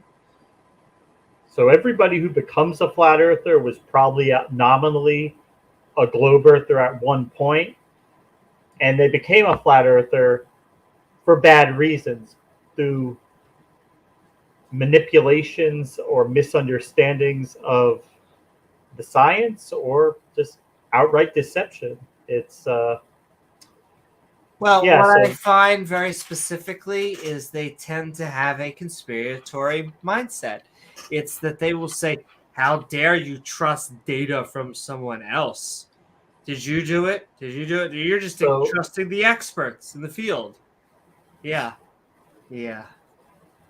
So I'm sure where he's going to go with this is, so Peter Singer is an Australian philosopher, and this is, you got to love philosophy. These people who have so much time to think about thought, and he's pondered lots about personhood, and he's come up with some radical, bizarre views that I think at one point he said that maybe personhood won't attach until age 1 or 2. So before that age, a person could be killed for any reason or no reason because they have no personhood. They're not a person. And that is something that I think about 0.000000001% of anyone who would call themselves an atheist agrees with. And to just take that radical, crazy, far fringe viewpoint and try to associate that with atheism is just silly. Isn't it? I know what it is. Unfortunately, what I have to say here, and this is not in any way to cheapen what you experienced, I want to point out that what we're raised in is specific to some this is a tautology, but specific to how we were raised. You were raised with a particular brand of Christianity. Wow. That doesn't mean that what you were raised with clearly reflects biblical Christianity. It's just yeah. What does reflect biblical? Your version of Christianity, largely in terms of core doctrines, biblical Christianity. That doesn't mean that everything you were taught was. I bet this guy couldn't find one Christian who agrees with him about everything in the religion. I bet you couldn't find one other Christian who agrees with you about everything. And that's the key here, is that it's not just, well, we agree on most things, because in the New Testament it says that the believers have the Holy Spirit. He will teach them all things. Does it say he's going to teach them some things, a few things, most things? No. It says all things, yet they don't agree. That's what their book says, that they say is perfect and infallible, yet they all seem to think the Holy Spirit is telling them different things about different issues. I don't know if you know this, James. A book does say a thing. It says numerous contradictory things. It all over the does. place. Sense and love, Beamsy. That's right, Ralph. The only difference is I'm not saying that my beliefs are rooted in objective truth or tied to any absolute certainty or whatever. I'm just a jackass on the internet giving my opinion. And Though I find that, generally speaking, when you shed religious dogma, especially fundamentalism, it's amazing how much our views align, like the Earth getting warmer, evolution, the Big Bang, the yeah. big scientific I mean, consensus. It's just thanks, very Ralph. easy to accept because the people that actually have an agenda are the religious people, which is generally what they are claiming. Generally, I mean, we have ran into a person who uses the moniker of atheist who has a lot of problems with evolution or the Big Bang, but we'll still work with him in atheistic love. Well, I still love sense and love to all of our theists and atheist brothers and sisters, but I find that he's an outlier. That mostly the quote unquote skepticism to evolution comes from a religious standpoint. That they dislike it because it goes against, well, the proof model. And it just kind of seems like we're just in the middle of a universe that doesn't care about our existence. There's just shit happening. Matter and energy obeying the laws of physics as if we're not even here. It just doesn't seem like this was all poofed into existence just for us. Nope, it seems like a cold, uncaring universe, but that's okay because we exist. We can care about each other and actually make a difference. Anyway, we are going back into from atheist to Christian, realizing atheism is like the Truman Show. I swear there must have been a moment where he was like, boom, no, atheism. It is totally like the Truman Show, except once again, it all starts with, it would be like Jesus falling from the sky. Okay, if Jesus falls from the sky tomorrow, yeah, shit would be a little bit different. That doesn't happen. Where is the empirical evidence for a God? And so we wrestle with these things, but we'll come back to that in a moment. After Cambridge, I was elected to a junior research fellowship at Oxford. There I attended. Are you getting the impression that this is a thoroughgoing intellectual girl? There I attended Not really. guest lectures by world-class philosopher and atheist public intellectual Peter Singer. You might be familiar with Peter Singer, and if you're not, you would have been if you were interested in worldview issues about 10 years ago because he was much more of an obvious presence. Singer recognized... Yeah, because most atheists don't even agree with him. ...in relation to the issue of human worth. Now, understand, Singer recognized this. She's not making this up or putting this on his lips. He understood and recognized this. The natural world yields no egalitarian picture of human capacities. What about the child whose disabilities or illness compromises her ability to reason? Yet without reference to some set of capacities as the basis of human worth, the intrinsic value of human beings becomes an ungrounded assertion, a premise which needs to be agreed upon before any conversation can take place. What she's beginning to realize is that if naturalism is true, if all you have is atheism, there is no God, then what you're left with is humans are not equal. I'm gonna offer you. I'm here to offer. Show a single solitary Christian scientist willing to slay all in the comment section using love and logic. So, my question would be, what is your best reason? What is the reason? I just have it on my mind because of Randolph. What is the reason that convinces you that God, and apparently the Christian God, is real? Hopefully it was empirical evidence, but I want to know what convinces you. This is Ralph, Amy. Well, I mean, I honestly, I'm going to keep on sending love. I love the format because just seemingly asking them drives them cuckoo. Like they get angry instead of answering it. They become politicians instead of scientists. Because what's the standard? You just have to agree that we're going to say they're equal, and then have a conversation from there. There isn't anything that makes them equal. There isn't some intrinsic worth that makes them all the same worth. It's arbitrary. Okay, go ahead. It's popular to hear, and I know that for you atheist listeners in my audience, you don't view people that way. I realize you view them as being equal in worth. And I want to recommend that is partly because you were raised in a very Western... I think everyone should be equal under the law. I think that we are all equally evolved. I think that everyone has different ups and downs that makes humans so amazing. He's about to...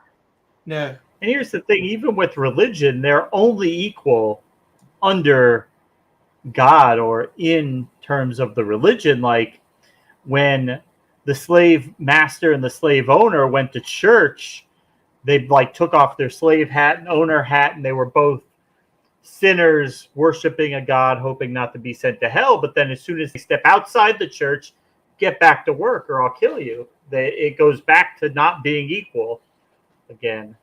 And once again, the Bible verse, he said, God sets up these hierarchies.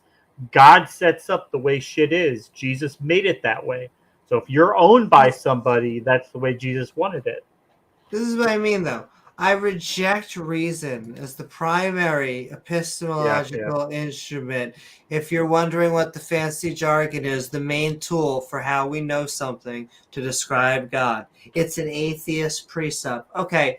What can I tell you something? The opposite of reason is unreasonable. You want something that is not reasonable because that is the true dichotomy. What is the tool? This is what I mean by you guys become politicians. I swear. Okay. What is your tool? Because I just asked what convinced you. Like I asked what convinced you, and you said I reject reason. Like, okay. I don't care that you reject reason. Like, we could go down. He rejects it.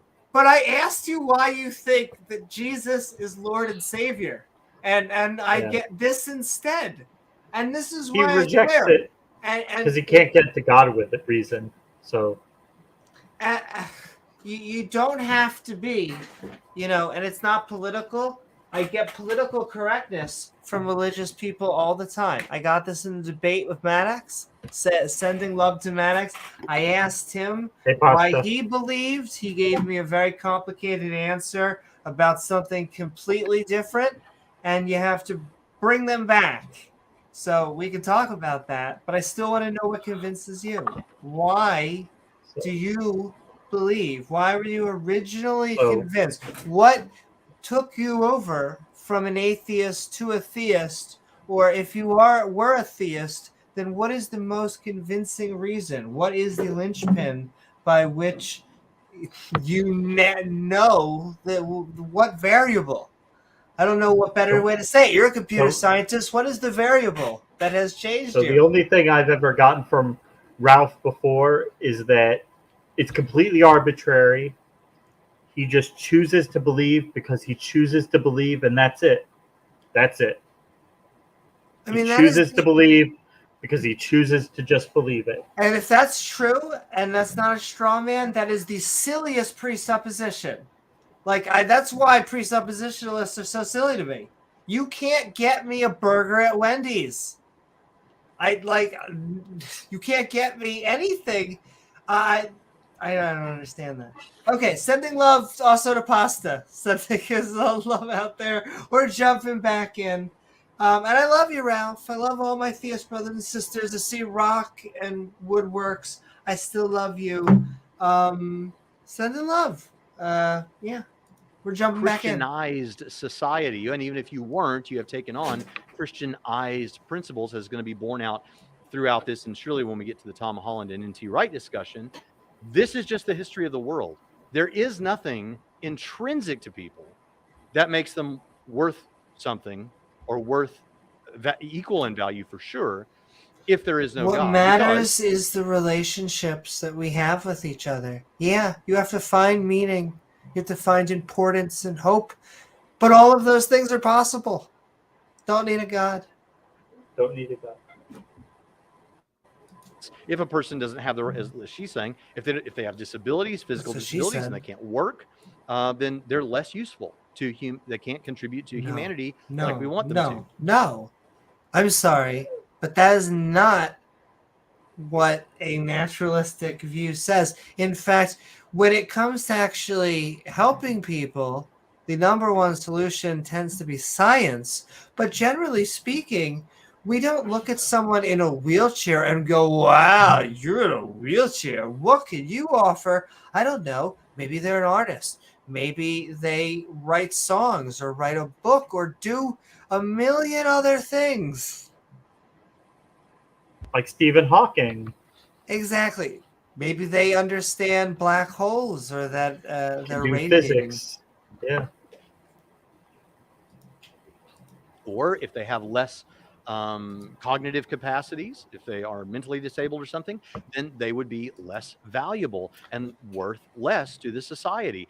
I'm sorry, this is just the way it is if there is no God. Yeah, but I don't feel that way, and I understand that you don't feel that way. But I'm saying at base, this is what's on offer. There is no ultimate sense of value or equality.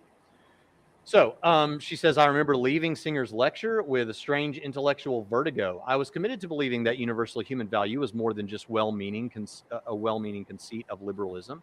But I knew from my own research into the history of European empires and their encounters with indigenous cultures that societies have always had different conceptions of human worth. In other words, if you ground this popular opinion within your people group, it's still subjective in a matter of opinion from people group to people group. Relative.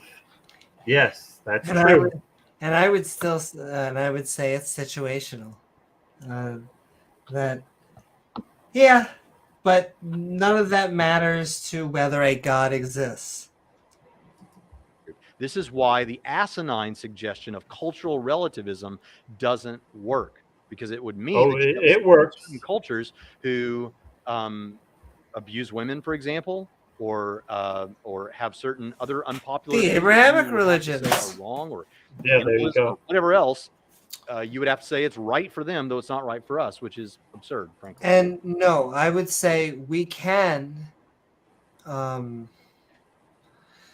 as close to objectively as possible, say that female genital mutilation, and I would grandstand say male mutilation is immoral. That if they want to actually go through the surgeries as adults, okay, but no, we should be to ritually do it for a god, to make a god happy. I mean, how silly! I can't think of something more silly. God wants you to remove part of your penis, or well, he created you perfectly, but about that we just that penis looks eerily similar to an elephant trunk, and I think that's gross. So cut that part off. Religion, ladies and gentlemen. And so she says, "Oh, send in love, Mark." The premise of human equality is not a self-evident truth.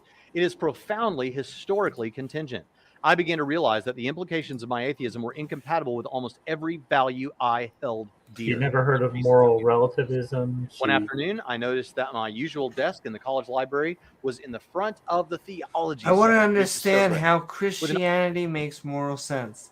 You are killing a guy to get your bad deeds undone. I can't reiterate this enough. You cannot create scapegoats, not metaphorically and definitely not literally. I think they like it because it's arbitrary. It ends all question. It's just because God says so, and you can't question him because he's the boss. and he just said that's the way it's got to be. So I also quit think asking questions and get on your knees and Oh, boy. worship him. And while you're at it, whip out your wallet and pay me because he wants you to.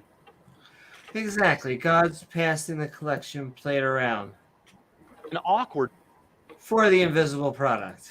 but humble reluctance, I opened a book of sermons by philosopher and theologian Paul Tillich. As I read, I was struck at how intellectually compelling, complex, and profound the gospel was. I was attracted.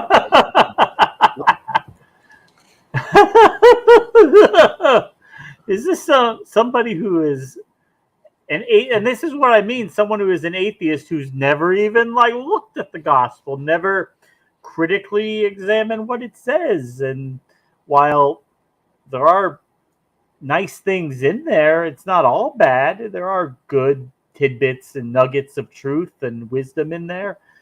As a whole, it's a pile of crap.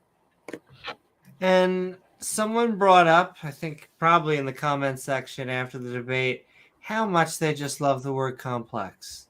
That is like their shot word, or maybe it's their permission to you get a good O. Listen to me. I realized that now here's the thing. She began to read these intellectual powerhouses explaining the gospel as it truly is, given to us from the gospel writers and Paul and the other New Testament writers. What I want you to see here is From she did people not go who to you don't know who they are. internet sources only, YouTube atheism or something. Now there are some YouTube. very intellectually potent voices among YouTube atheists. Oh, thank you. There are some potent voices. But see, here's the thing. Woo-hoo! What's up, Randolph? But see, Jado-Christian is a politically correct word. There's no such thing as Jado-Christian. See, we're part of the secular world. A lot of the Western world tends to be secular, and that comes from the Enlightenment period. Things like the French Revolution, deism coming about at things like our founders. Separation of church and state. Separation of church and state. And many of the other countries are doing it, not only in Western, but of societies all over the world, as religion slowly but surely tends to leak away. It's and yeah, that it is true that our history still has elements of Christianity in it, and that'll be true for a while, but the trajectory that we're on is one where the Puritans, the lay people, the Puritans were a lot of our population, but the founders were almost universally deists. Or they weren't zealots. And yeah, we're still trying to figure out how it's like the Truman Show, though. Among YouTube Christians on the internet. And I realize that what I'm saying is Being a sick. bit self-condemning because I am a YouTube very complex. Christian giving you information on YouTube. But you cannot just get all your Oh, I information. love this. I can't help it. Just what you're about to hear is him being like, look, I think no Christian on YouTube should be criticizing other Christians. So, nonetheless, Have you ever watched a Christian? I am about to criticize Christian. You're trying to be surrounded within and from without. Kinky. From YouTube. And you can't read one book occasionally and say, well, I'm well-rounded. Because the fact is, what you're largely going to get... Yeah, I agree. YouTube, you can't read one book and just think that you're well-rounded. It's good advice. You should... he should take that. He should take that advice. Read other books. He'll learn something. Maybe. Maybe. Atheist, for example, is, well, this is just, these people are just first century goat herders and things like that. They were. I'm sorry. This highly intellectual woman is telling you the absolute truth. The gospel is what did she She was an undergrad student. Like, not hating on undergrad. It's fantastic. You should be questioning your beliefs. They are the backbone of academia. You should. But while you're a student, just having a lecture, and first of all, listening to an atheist, apparently, which I think she's quote mining, and then finding Jeebus somehow. I'm trying to tie this together, but I swear this is like when they try to quote Stephen Jay Gould for why evolution isn't true. Listening to one atheist who has a very fringe set of views that most atheists don't agree with, and then concluding there must be a God, that is quite a leap of logic. Intellectually compelling, complex, and profound. Oh, and take a she's shot. absolutely right. Super Whatever else you want complex. to say, the story of Jesus and what the New Testament church shared about this Is story it genius? was Can you tell me? genius. Okay. If it was an I innovation. knew it. But it was not an innovation, and we're going to talk about that later on in the show. But she didn't get stuff from YouTube atheism or YouTube Sometimes you Christians. can Largely, it sounds make like prophecy. She should have came to our channel. We're going to hear more about that in just a moment. But I just have to once again, human sacrifice. That's the best you can do. Really, I feel like we could do a little bit better. I think God should be able to. That's just me. Yes, genius. Like, seriously, this is top level shit right here. Like, you had to send himself down as a loophole for rules. To sacrifice himself to himself. Yeah, to him. Nah. Brilliant. Of course, and then of course you have to consider the fact that you've got God, Jesus, and the Holy Spirit, and so he's his own Father and his own Son and his own ghost, all at the same time. But he really is just one God, but he really is three persons, not singular, but he is just one God. So he's one, but he's three, but he's one, but he's three. Both at the same time, neither. This is why Muslims like attacking this shit. It's easy to pick them apart. Look, if you want to take low-hanging fruit, they are right there believing that a dude came back from the dead. I want to get an ant. The Muslims do it too. I don't know. You have no idea how much an ant, like a figurine, is now on my list. Because that's ridiculous. I will never. I think the Muslims accept the resurrection too. Dude, well, no. Well, dude, I don't think so. They believe he was a prophet. I don't think they believe he was resurrected. I'd have to double check.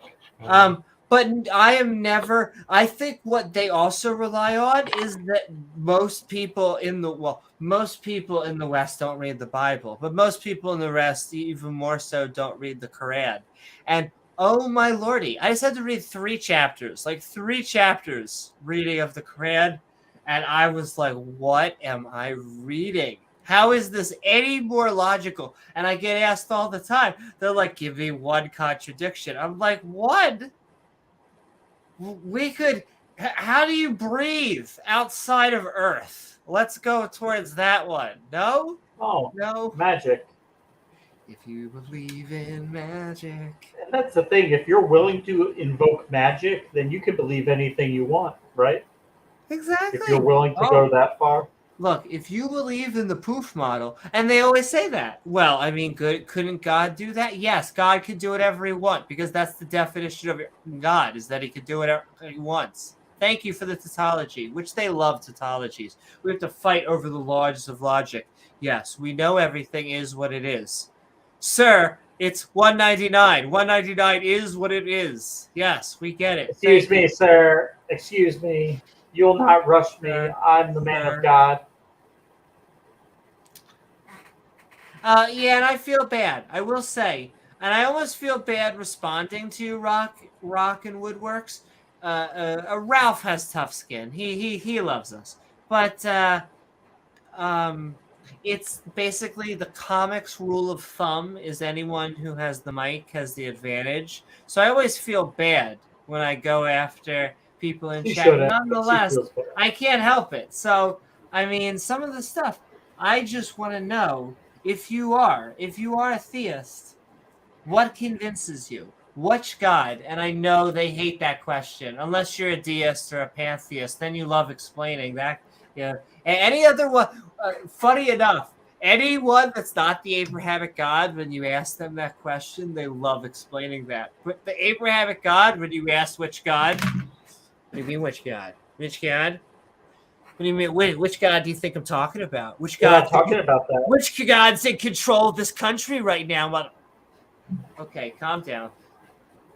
I'm sending love to everybody out there. But really, no, which God and why? Why is the really important part, really.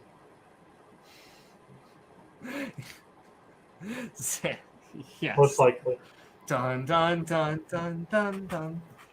Right, but what I'm saying is about you, Amy. I know it was a mocking word. Mark is a great guy. I'm sure sending love to everybody out there. I'm sure Sending love to being Mark. fun. All right, we're jumping back in. Somehow, the Truman Show. We're gonna hear eventually real testimony from Miss Truman herself. A few months later, near the end of my time at Oxford, I was invited to a dinner for the International Society for the Study of Science and Religion. I sat next to Professor Andrew Briggs, a professor of nanomaterials who happened to be a Christian. During dinner, Briggs asked me whether I believed in God. I fumbled. Perhaps I was an agnostic. Now, by the way, some of the academics in this video are going to use the term agnostic, where I think some on the internet would prefer the term atheist for what they are, or atheist agnostic, because what they're saying is they lack belief in God. They were unconvinced. We'll take one, theism. the other. So she said, I was both. an agnostic. It's like He ice responded, cream. Do you really we want like to sit on chocolate the and fence vanilla. forever? That question made me realize that if issues about human value and ethics mattered to me, the response that perhaps there was a God or perhaps there wasn't. You're unmuted. Oh, what is up? What is up, friendly Muslim? Sending love. I do. I will keep on asking that question. I think it does show signs of evolution. I know that you were trying to explain that men have nipples because it sometimes feels good. I'm sure it does sometimes feel good. I'm okay with that. But they definitely came because women developed first. Sending love. I'm sending love to everybody out there. So, yeah, I have to mute myself at least once or twice a podcast. Minimum. A minimum. Just like he who controls the spice controls the universe. Was unsatisfactory. In the summer of 2008, I began a new job as assistant professor at Florida State University, where I continued my research examining the relationship between the history of science, Christianity, and political thought. With the freedom of being an outsider to American culture, I was able to see an active Christianity in people who lived their lives guided by the gospel, feeding the homeless every week, running community centers, and housing and advocating for migrant farm laborers. On Sunday, shortly before... We get this a lot. Oh, but We do do charity. Oh, so much. Now, when they often get money, how much actually goes to the charity? Very little. Very, very little. But and not to take away from what legitimate good they might do, but a lot of the time they're doing it because they expect to be rewarded for it in the next life, or they expect God to do something nice for it. Now, when an atheist does something nice, we know there's nothing. There's no such thing as karma. There's no afterlife. Nobody's going to come and give us a pat on the back for being nice. We just do it for the satisfaction of feeling like you did something good. Have to do good for the only reason of us feeling good and making the world a better place. Those are the only outcomes you can get. On my 28th birthday, I walked into a church for the first time as someone earnestly seeking God. Before long, I found myself overwhelmed. At last, I was fully known and seen, and I realized unconditionally loved. Perhaps I had a sense of relief from no longer running from God.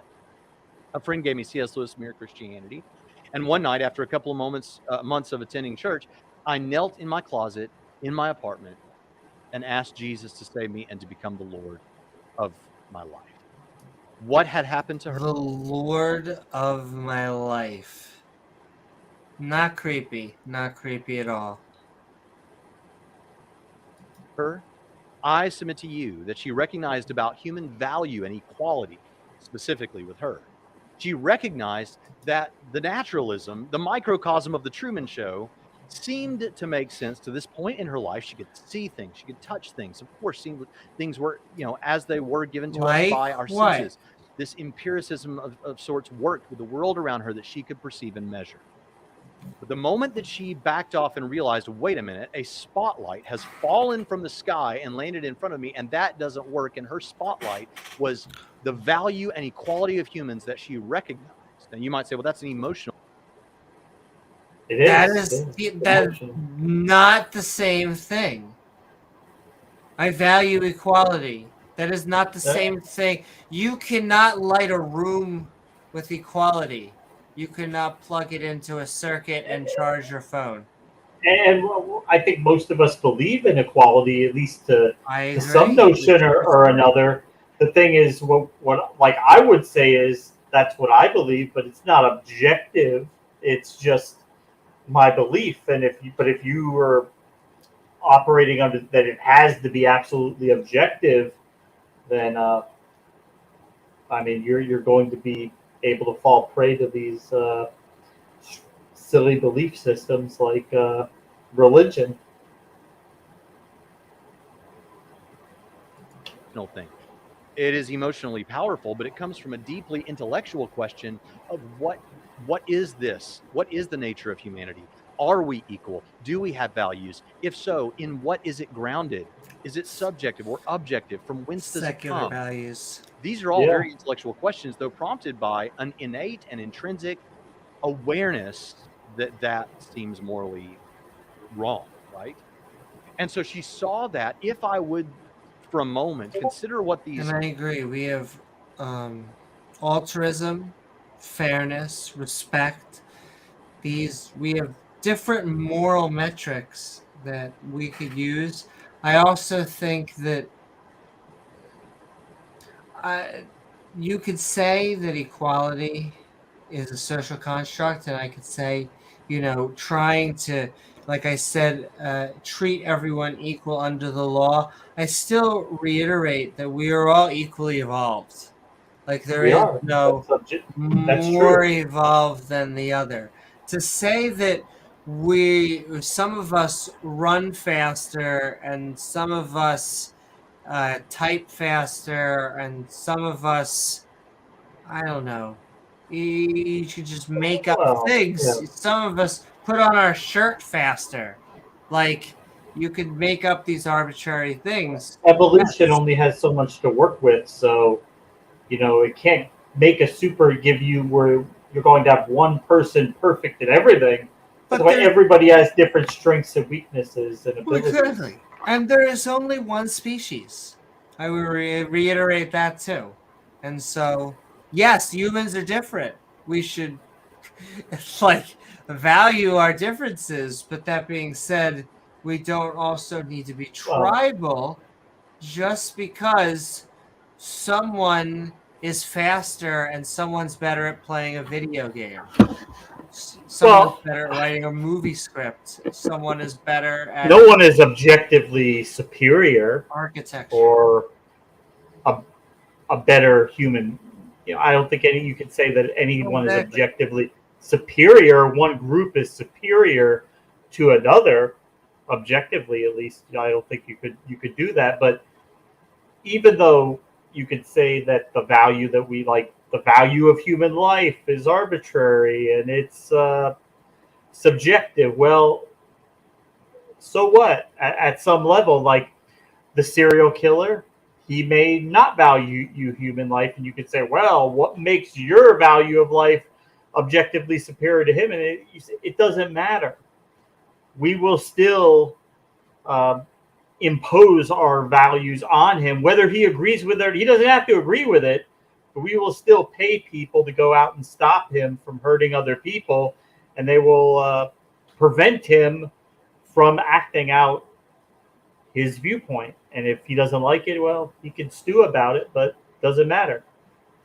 And Rocket Woodworks, hey, look, we're agreeing. And you end up with the same issue, the world of atheists and believers and most people in between. The Truman example does not work. I agree. I don't think it's a good analogy. I think It's quite silly. he could, if he could show that this was the same as this, but it's not. Our human social constructs are not the same as a lamp. And a lamp is concordant with a show, with a motion picture production. What do we have in the universe that's concordant with a God? We have gaps in our knowledge. We have things that we don't understand. But what is to say that God or a deity is the best, most logical answer to those gaps in our knowledge? We don't have anything that says that's the direction to go in. Theologians, these not YouTube personalities, but what these highly He really hates YouTube atheists. He really hates it. Well, he's taking a pot shot at YouTube theists. Now he's taking a pot shot at YouTube atheists. What he's trying to say is he really hates this platform that he's on, unless it's him. Yeah. Yeah, I mean, that is what he's saying. I mean, holy crap. It's just funny. Well, once again, and this is what you got to do when you are a theist, right? I see it all the time. They argue with atheists. A lot of time they argue with theists just as hard, if not harder. Funny how that is. Section. And I were to try that on, it lays on top, this higher realm outside of the Truman Show, lays on top of my experience and makes better sense of what's going on in a comprehensive way. My naturalism seemed a bit shallow, honestly. It didn't give me a comprehensive, I don't mean that offensively, but strictly speaking, shallow. It didn't seem as grown up. It didn't seem to make sense comprehensively of the world that we observe. I think this is powerful. And in fact, she kept going with the scholarly sources. From there, I started a rigorous guide of theology, reading the Bible and exploring theologians such as Reinhold Niebuhr, Paul Ramsey, and F.D. Maurice. Christianity, it turned out, looked nothing like the caricature I once held. Now notice, again, we're going to come back to this. There is a caricature of Christianity. We saw it with Rhett and Link. We've seen it with others. This idea that Christianity has to be a certain way. It's this wooden set of doctrinal... Did you hear any scientific evidence so far? And no, look, there are very smart theologians who can describe Christianity in terms that might make it sound more intellectual, who might be able to use a lot of nuance and put a really nice or intellectually sounding spin on it. But at the end of the day, it's still at its core God coming down and sacrificing himself to act as a loophole to get around rules that he created because a talking snake with legs tricked the rib woman into eating fruit from the wrong tree. So therefore he had to rain down death, destruction on humanity as retribution for this rib woman eating from the wrong tree. And so he had to act as a loophole so that he could stop having to kill and torture everybody, because he's still going to kill and torture a lot of people, but he didn't want to kill and torture everybody. So that there's one group of people he won't have to do that to. He came up with this brilliant system that allows theists to today to pretend that death doesn't apply to them. And that's really the utility that this has, is that it allows people to get over their fear of death by pretending that shit don't apply to me. But honestly, I don't think any bad repercussions can come from that. I think once you get rid of the fear of death, only good things can happen. Right, because if you were to say go on an airplane and you were to, fly that into a building, you're definitely going to die. But hey, I mean, if after that you're going to an afterlife where you will be richly rewarded for your actions, well, I mean, hey, No, exactly. why not, right? It's moral, objectively. Yeah. Positions, often that I was raised with, often in a very fundamentalist, and I don't mean that as an insulting way to Christians who identify as fundamentalists, but when in these conversations, what we mean by fundamentalist is it's this way. This is the only we got a secondary doctrine here, like your understanding of end time stuff, or your understanding of the sign gifts, or your understanding of certain aspects related to creation. Yeah, they love and if the it's end not of the this world. wooden understanding that I have, well, then it all goes out the window. And we have this understanding of how Christians are, because we have known they have a reputation for being hypocrites, when in reality, everyone's kind of a hypocrite. And the Christian message is we're all sinners, and we recognize that we are. We're all imperfect, which is true. By the way, so once again, these people like him, are the same people that will say, you don't believe in biology. You don't even believe sex is real. Come on, let's go deep derp into identity politics. With assuming a lot of what people think. Well, you know, the thing is, we're on here. We do pontificate a lot, and we do speak to our experience from what we thought in the past, from what people have told us. But at the end of the day, you know, we run several open mics a week, and we always invite theists to come on and actually tell us what they do think. And the door's always open. We'll listen. We'll let you make your case. Tell us what you really do think. And I also actually, we love it. Don't think we prejudge. We judge sometimes, but I don't think we prejudge. We are just trying to have commentary on what they say. And if someone says something rational or reasonable, I mean, we'll just agree. Because why not? We're not here to be... Okay, I was almost going to say we are here to have the back and forth because we think a lot of his views are silly. But we're not here to just dunk and win, because there's no winning if humanity all does better.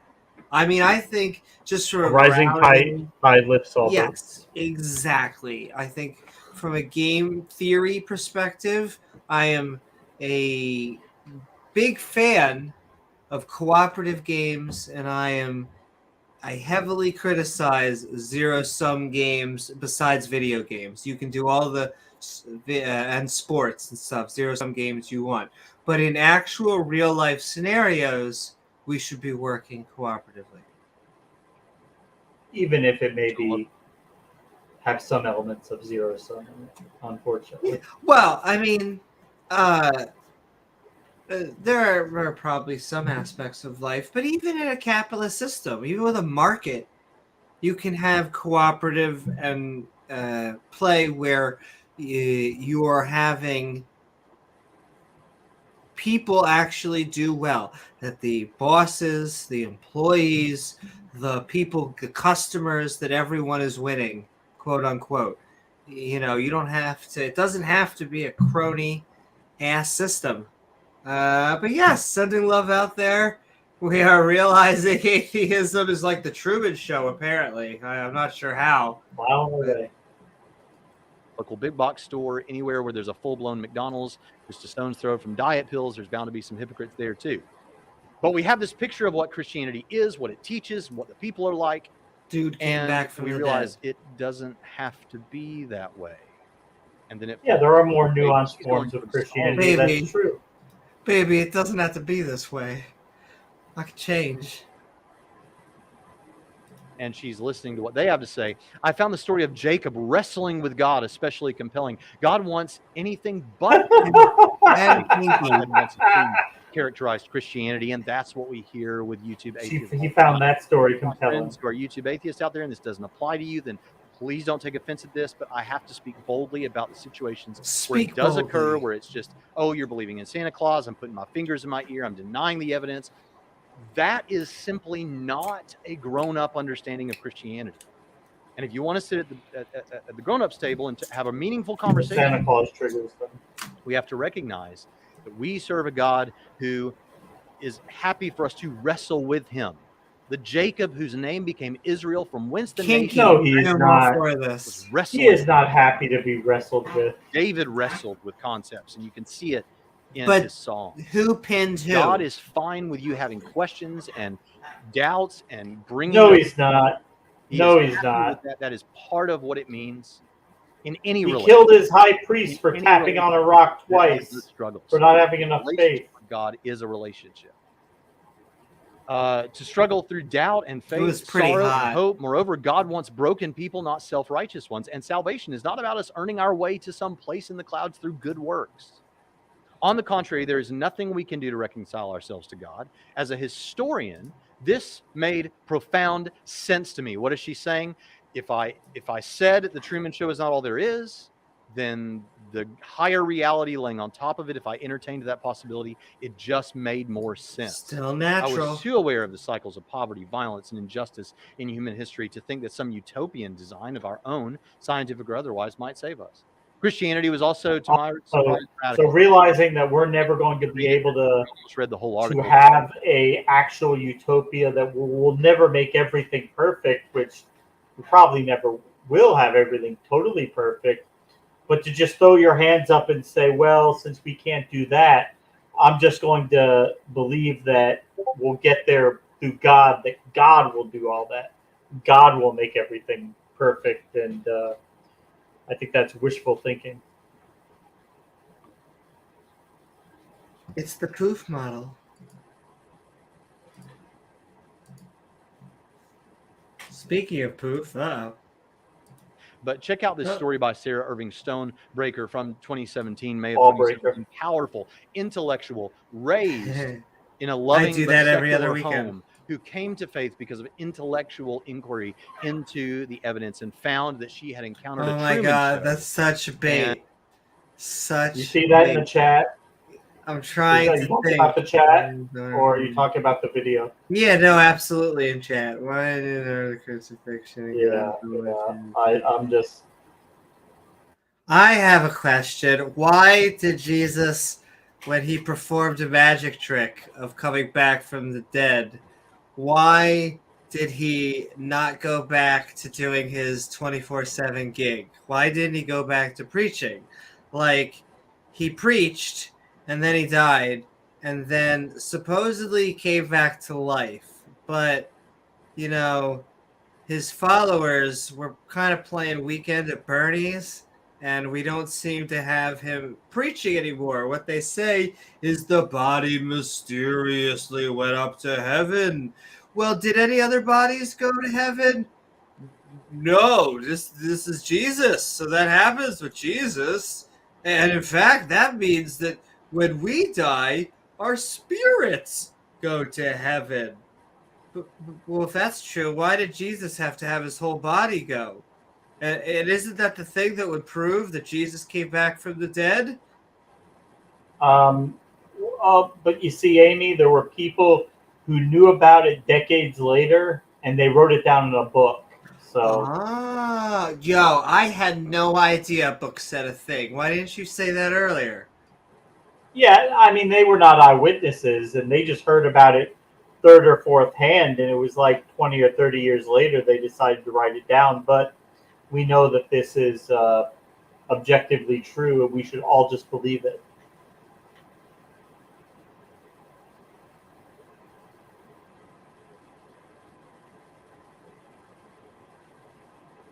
And that there's just more to it, and a robust, comprehensive, grown-up understanding of the world around us fits better than that and gives you a better sense of the world. All right, here we're going to go to Alistair McGrath, and I really want you to stay with me because we're coming to something before this is done that I think is just powerful. Oh, yeah. All right, here's what that Alistair was McGrath super powerful. I'm has ready to for say. even more. Yes. I grew up in Northern Ireland back in the 1960s. And I've lost my accent, but you know, it was a very, very rough time. There was real religious tension between Protestant How and rough? Catholic.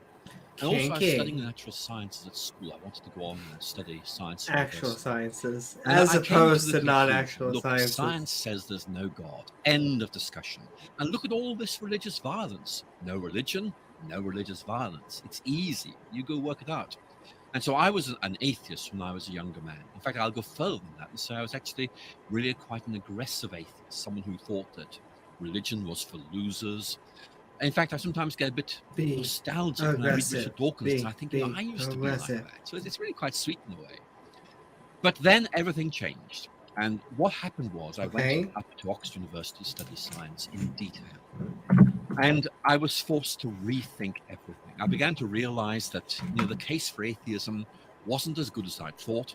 And also, Christianity, A, wasn't what I thought it was, and B, Once it turned out to again, be okay. wrong. So what we have so far is atheism wasn't what I thought it was. Christianity wasn't what I thought it was, and atheism didn't have good evidence. Let's see if he provides evidence for his religious belief. Well, I mean, and this is a theme, like they, like from the last lady, like, oh, they found like these more nuanced forms of Christianity, and they're like, oh, okay, that makes a little bit more sense than the way it was explained to me back when I was younger or whatever. And you know, there are different apologetics that work on different people, and that's so you're just buying into it by because you're reading it from somebody who's putting it to you in a more intellectual, a more nuanced way, because to make it sound less absurd than it really is. And I just want to say, one of the greatest things that I like about Jews is that they do not follow their holy book overwhelmingly. They are trending in the right direction. So I'll ask you the same question though, Doctor. Doctor. Why do you believe in your God? And which God? Which God? Well, I think I know which, but since you're complaining Lucky about, guess. yeah, you're complaining about 9 Inch Nails, I can assume which one. But the why, no one explains the why. Like, that is really what we are looking for. Like, because it's so easy to explain what you believe. Okay, anyone who is decent at cold reading can tell you that people want to talk about, you know, themselves and things that they find interesting. You could find James and I and us counter apologists doing that day in, day out. But why is a much harder reason, and I can't find that with any version of theism. Rather more exciting and interesting than I'd thought. And so, to Oh, cut a I'm very long excited. story short, in my first term at university, I said, this is for me. I want to be a Christian. I think it was an intellectual conversion. It was my mind suddenly saying, this is right. And as I've grown older, I've discovered there's a lot more to Christianity than simply being right. But actually, that was what captivated me in those days. And, you know, it still captivates me today. All right, so what I It want was you to not see here evidence. is Alistair McGrath telling his story.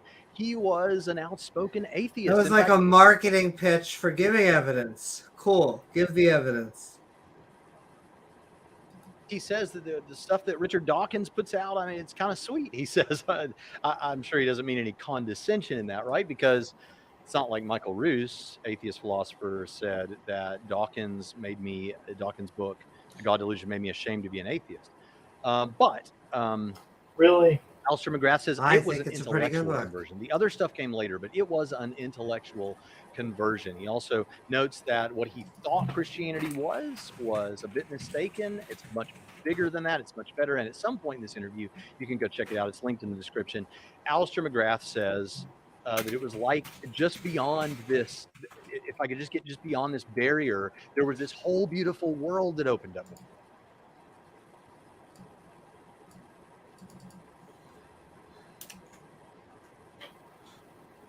So, the God of the Old Testament is arguably the most unpleasant character in all of fiction. Jealous and proud of it, petty, unjust, unforgiving, control freak, a vindictive, bloodthirsty, ethnic cleanser, a misogynistic, homophobic, racist, infanticidal, genocidal, filicidal, pesticidal, megalomaniac, sadomasochistic, capriciously malevolent bully. Richard Dawkins, The God Delusion. Yeah, I mean, it kind of fits. It kind of if the fits. shoe fits, right? Yeah.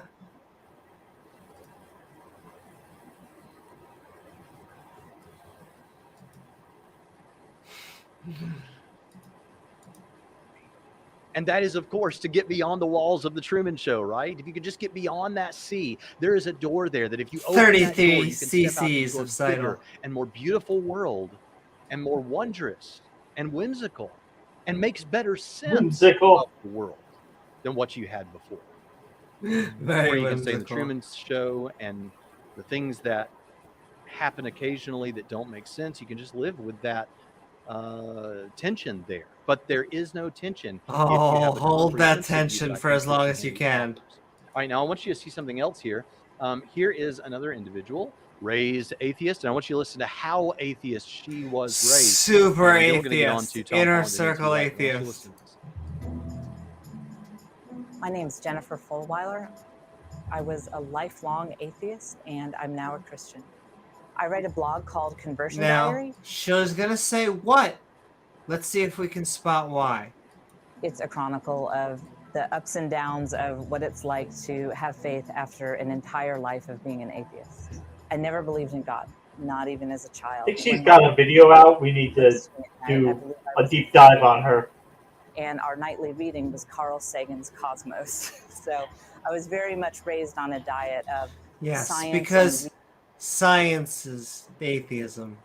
I mean, I appreciate that you tie it, but I'm sorry, but they're a skeptic. The pagans, deists, theists out there. reason and evidence-based rational thought. You believe what you can prove. I believe that I have hands because I can see them. I believe in a black hole, even though I've never seen one. My But, God. science can tell us about the way matter moves around it that we can observe. And so this very rational worldview always made sense to me on a fundamental level.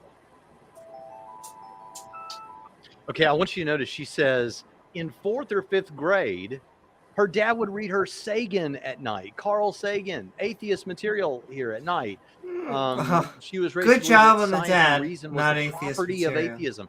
By the way, it sounded a bit bold today. I don't mean that, but I don't mean to come across too harsh. I love all of you all, and if the things I'm saying aren't true of you, then if, like I always say, if the shoe doesn't fit, don't wear it. But I want you to notice here that this is something that is so common, that this idea that science and reason belong somehow to atheism, which is so backwards. By the way, before we go on, Also, did you catch why she converted? No, neither No, did I. we're waiting for that. Yeah. with her, I want to say one of the things that I love about people investigating the scholarly sources and reading good books, actual books on this, and wrestling with it is there has It is and just this could so funny listening to someone who basically points to a single book, be like, yo, read them books. Got to read all the sources, Yeah. all the scholarly sources. upset some. This could even upset some Christians out there. And I hope that's not the case. That's not my intent. And I don't want to upset the atheist either. But I want you to hear me when I say one of the great things about the internet is we have access to information almost everywhere and almost always. So that is, we are in the Wild West. The thing about that is, you would think having access to information would be getting us less conspiracy theories, and yet what happens right now is that people don't know what are good sources. You can basically go to www.thisisdefinitelyscience.com and people will be like, oh, this looks like a complex website. And so, yeah, if you can fudge all of this stuff, please look at a Google Scholar at minimum. But even Pat would say, they yell at me and say you really should be using your school's library, which generally makes things actually easy and is very similar to a Google type of algorithm anyway. One of the things that has happened, though, in the dialogues between Christians and atheists is where these sorts of conversations used to happen in a much more formal way. That is to say, if you go back even 10 years, what you would get when you had a Christian and an atheist in dialogue is you would see it Hate because sex. it was on stage somewhere. Oh, I no. personally enjoy live on stage moderated debates for a lot of reasons. But one of the reasons is because what you typically have if an event like that has been organized is you have someone who has been somewhat vetted as someone who's a professional, who has devoted their lives to this study or to theology or philosophy or history or science or something. You have that on both sides, the Christian and the skeptic. And they stand there and they debate, and it is, for one thing, it's not a bunch of mocking for the most part. Hitchens perhaps being an exception. It was a True. discussion. Hitchens was an There was a exception. He was brilliant. mutual respect, and frankly, a lot of atheists will admit the Christian, if not always, mostly came out on top. Sorry, I know some of you are not going to agree I with would it. not admit that. Go check out those debates for yourself. I'm But what has happened fairly now sure on the we have. internet is, In fact, I would say it takes about 4 theists per Hitchens. YouTube atheism, and again, this is not true of certain channels, but a lot of it is mockery laced with What? some we would arguments, never do some that. arguments How that are dare somewhat you? paper mache knockoffs of bigger, more robust atheist arguments, which means that even the Christians that you atheists might want to hear the best arguments, they're not getting the best arguments often from those purveyors. Also, And guess what? arguments. We have not gotten an argument. We have gotten testimony of conversion stories. Not a single why so more. And they're so big on why questions for us, even though science explains how. But when we want to know why they believe something, we get crickets. Well, so like he's kind of taken a dig at channels who like mock religion and who approach it from that angle, and that is an angle that we do take a lot of times. And why I think why that resonates so well with me is because that was actually one of the things that made me really start to question and have issues with my faith was the fact that, well, for one, liking comedy and liking things that are just funny, but when you realize that your belief system, that the things that you believe in are so crazy that it can be mocked and made fun of, and you have to admit it's funny, and it actually is not too far from reality a lot of time. And that's why what's so weird about like religion is like the difference between a fundamentalist and a Poe is often so hard to spot, because the arguments they make are often so similar and so similarly ridiculous.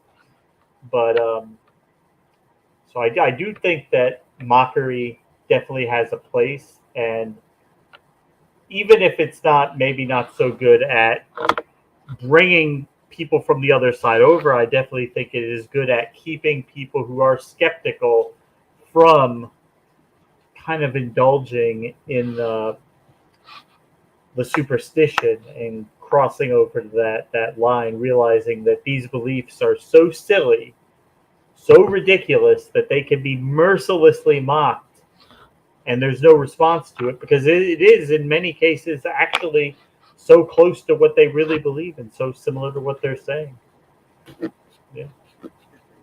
Same thing goes the other way. Because with online debates between any old Christian who wants to debate and any old atheist who wants to debate, what we often get is not the best representation from either side.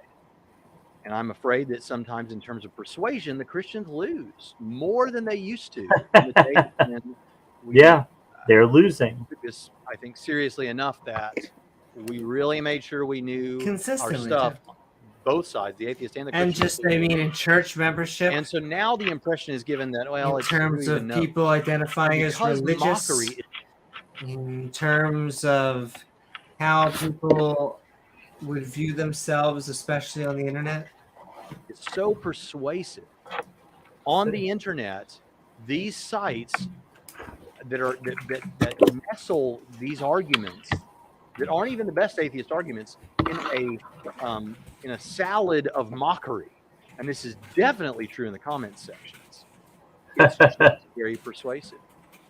But if you would go to if you go back 10 years and then forever before that in the history of Christian dialogue with skeptics, you would see, I think, a much higher level of discussion than often. And that's why Thunderfoot used to say that the internet This is not where religion goes to die, because a YouTube channel. they can make their claims and they can spew their Why I'm here is I want rhetoric, to, and it can be instantly fact checked, and it can be instantly.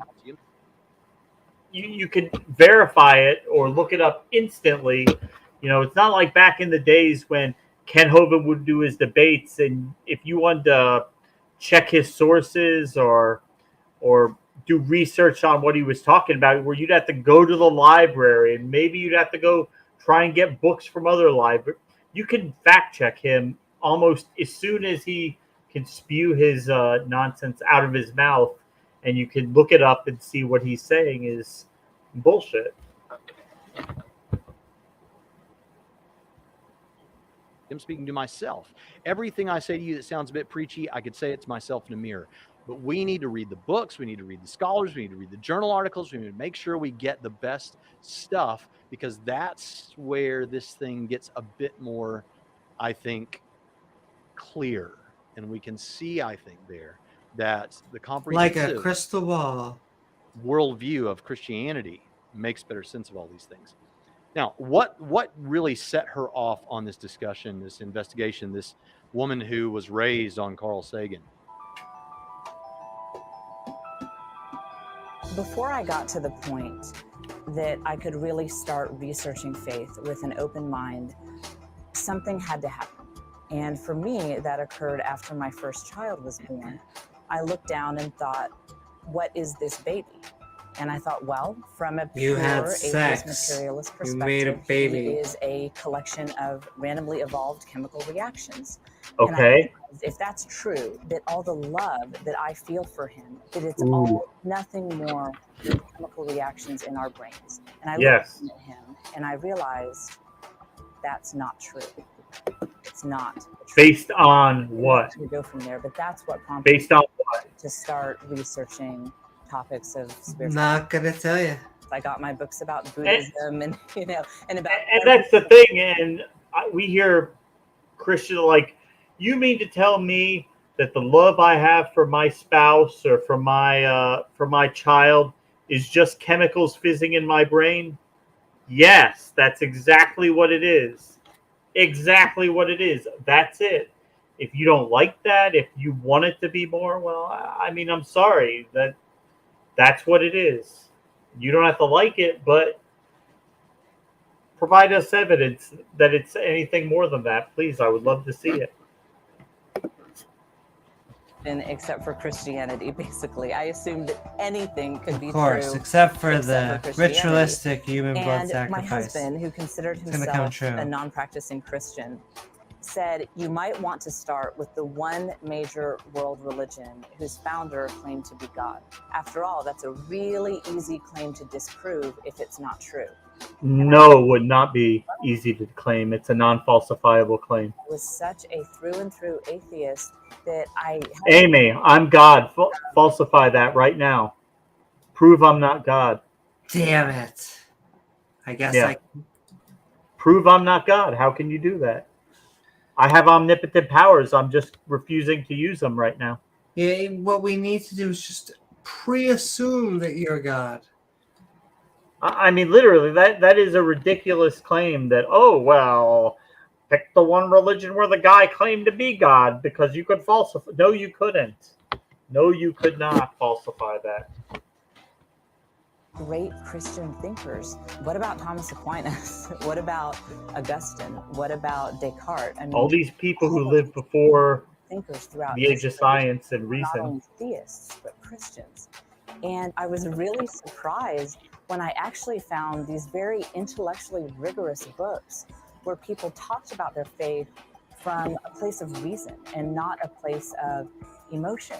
And when I looked at evidence like that on the whole, I started to think something explosive, something world-changing Explosive? in first century Palestine. Close the bathroom door if that's I'm about going to to come happen. back to this in just a minute, but I want you to see something here. He then goes to actually, we'll go ahead and look at this. She decides, I'm not just going to believe this yet. These people are coming at it from a place of intellectual seriousness, not just emotion. But I want to see if this holds up. I want to see if I test this with real Christians and real atheists and get them arguing with each other. Who seems to have the better case? Let's see what she found. But I wasn't yet, convinced and ready to become a Christian. And so I started a blog. I just threw out every hard question I could think of. I just put it all out there on the blog. And as I would watch the atheists and the Christians go back and forth and debate, I realized we atheists, we don't have the lock on reason that I thought we did. But what She's I saw with about the to get Christians to was they had that too. Any they day had now. all the knowledge of science and material world that we atheists did, but yet they had the total picture of the human experience of love and triumph and hope, and they could articulate that in a way. Those are not objective things. Hope. What is All right, hope? so something amazing happened in first century Palestine, and when I put these Christians up against these atheists, it just seems like their answers handle more of the data. They just seems to make better sense of the nature of reality. The empirical, objective, actual things that are in reality. Look at this discussion. This is amazing because we have Tom Holland, who is a historian and a writer, and he no why. Okay, just keep more whats, but no whys. is an agnostic. Okay, Which also, again, science is a how. Sometimes they explain what is going on, but in doing so, they generally explain how it happens. What is lightning? Really, you're explaining how it occurs in nature. This is not a Christian, but he's extremely honest. So I've been talking to you now about how you can't just get this stuff from YouTube atheists who Sure you there's can. a lot of kind of Right here. motivation and propaganda and that sort of thing. And that happens on the Christian side too, obviously. I'm biased. I want you to come to faith in Christ, okay? So I'm not acting like it doesn't happen to me. But here's a guy who's an academic. He's not doing a YouTube channel, or if he is, I don't know about it. He went What's to wrong with college. doing a YouTube channel? He hates all the data. Yeah, I know. He started taking pot shots at YouTube.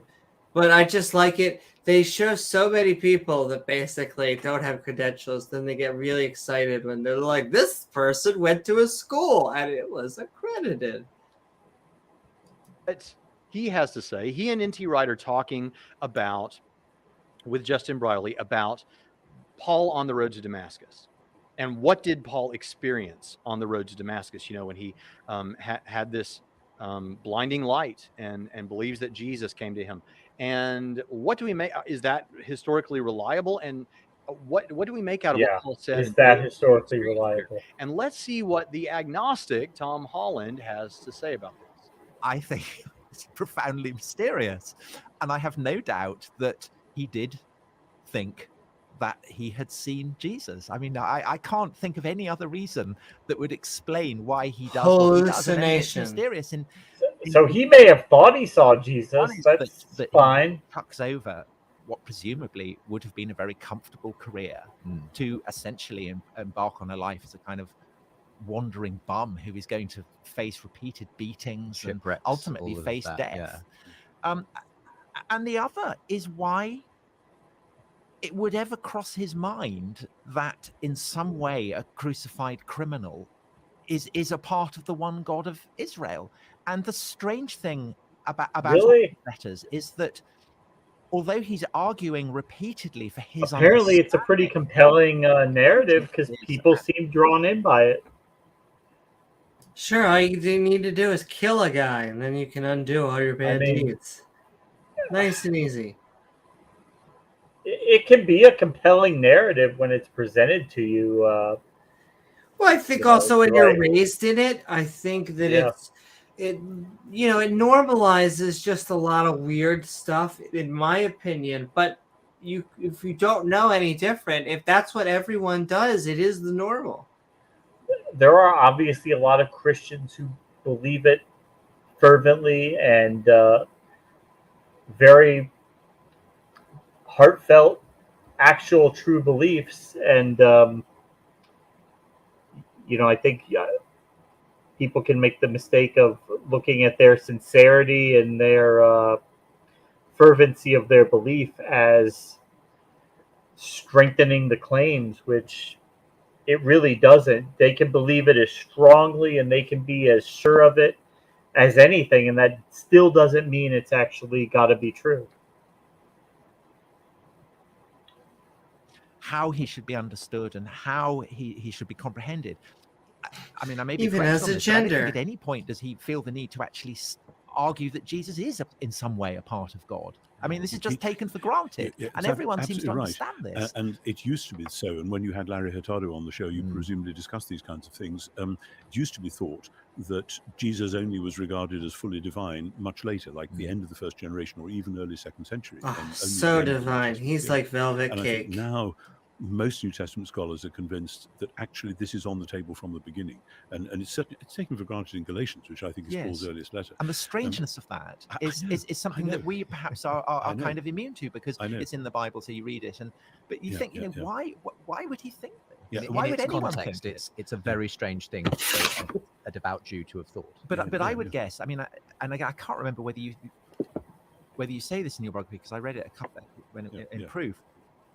But having had presumably this kind of convulsive experience, presumably then he turns to scripture to try and work out what's happened. Yeah. Okay, so this is great because what we have here is, what is he saying? The kind of thing that we're typically hear from YouTube atheists? Is he saying, well, Paul not YouTube may not have had this atheists. experience. Paul may not have even existed. Paul, he could have been lying. Maybe he was just confused. Maybe just, whatever. Not really. What he's saying is, okay, so granted, Paul really believed what he was saying. As an agnostic, what does that mean? Looking at this, I have no doubt. Yeah, Paul, he didn't die for a lie. He saw the died raised Jesus, and for then being he says, wrong. and I don't know how to handle this one. He commits himself to this life that is going to result in ultimately his death, implying that there are people who are Christians who convert to Islam and redevote their life to serving Allah because they are convinced that's the right thing to do. What does that mean? Or is part of God, he says. And I saw you join. I don't know if you're leaving or staying, but have a good day or night, Wesley. Sending love. And N.T. Wright jumps in with this powerful thing. Yeah, and Holland seems to agree. New Testament scholars used to think that idea about Jesus and being part of God was like something that came about later, but it's there in Galatians early on at the beginning of Paul's ministry. Not convincing, and we're not going to get Tom to a why. I don't know what to make out of this. This doesn't make any sense, right? I agree. That's where we agree. I know the first truthful statement he said. Well, I'll save it for a moment from now. But let's go ahead and look at now N.T. Wright talking about the nature of the Messiah. Remember how we talked about, if you think this is, you talk about it being first century goat herders or whatever, the peasants coming up with this stuff. If it's made up, it is genius. Because, number one, it is so well with what the Old Testament said about so genius. And just like Stephen Hawking, not because like they had to go back and try to make it fit. It fit facts together. I mean, unless you don't think unless you think Jesus is just a complete fabrication, in which case We do. the genius of that would equal it. But then on What? top of that, Wait, I'm sorry. What form of metal gymnastics was that? I'm sorry. If you Well, don't believe, I mean, if that Jesus these were was metal, made up, yeah. also genius. So because it's spread, Because it's No. spread in Alright. half. It was made up. It was a genius. But there were, and we've talked to Pat about this before. There were reasons why Christianity was easy to spread and why it did take root in that time, and it really has nothing to do with the fact that it's actually true. There are several other factors at play. Yeah.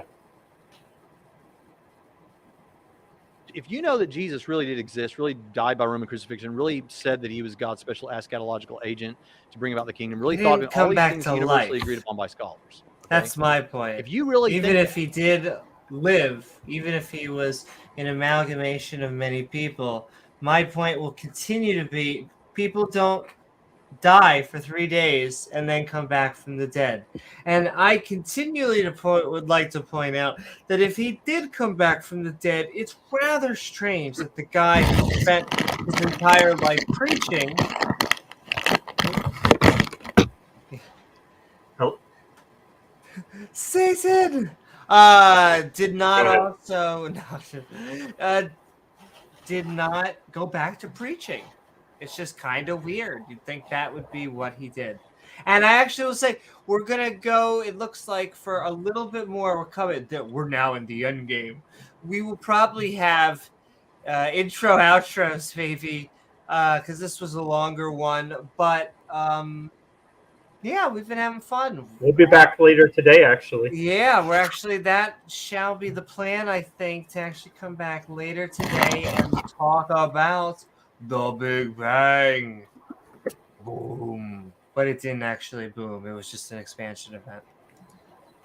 then to try and fit him in the way that he so easily and nicely fits Fit him in, Amy.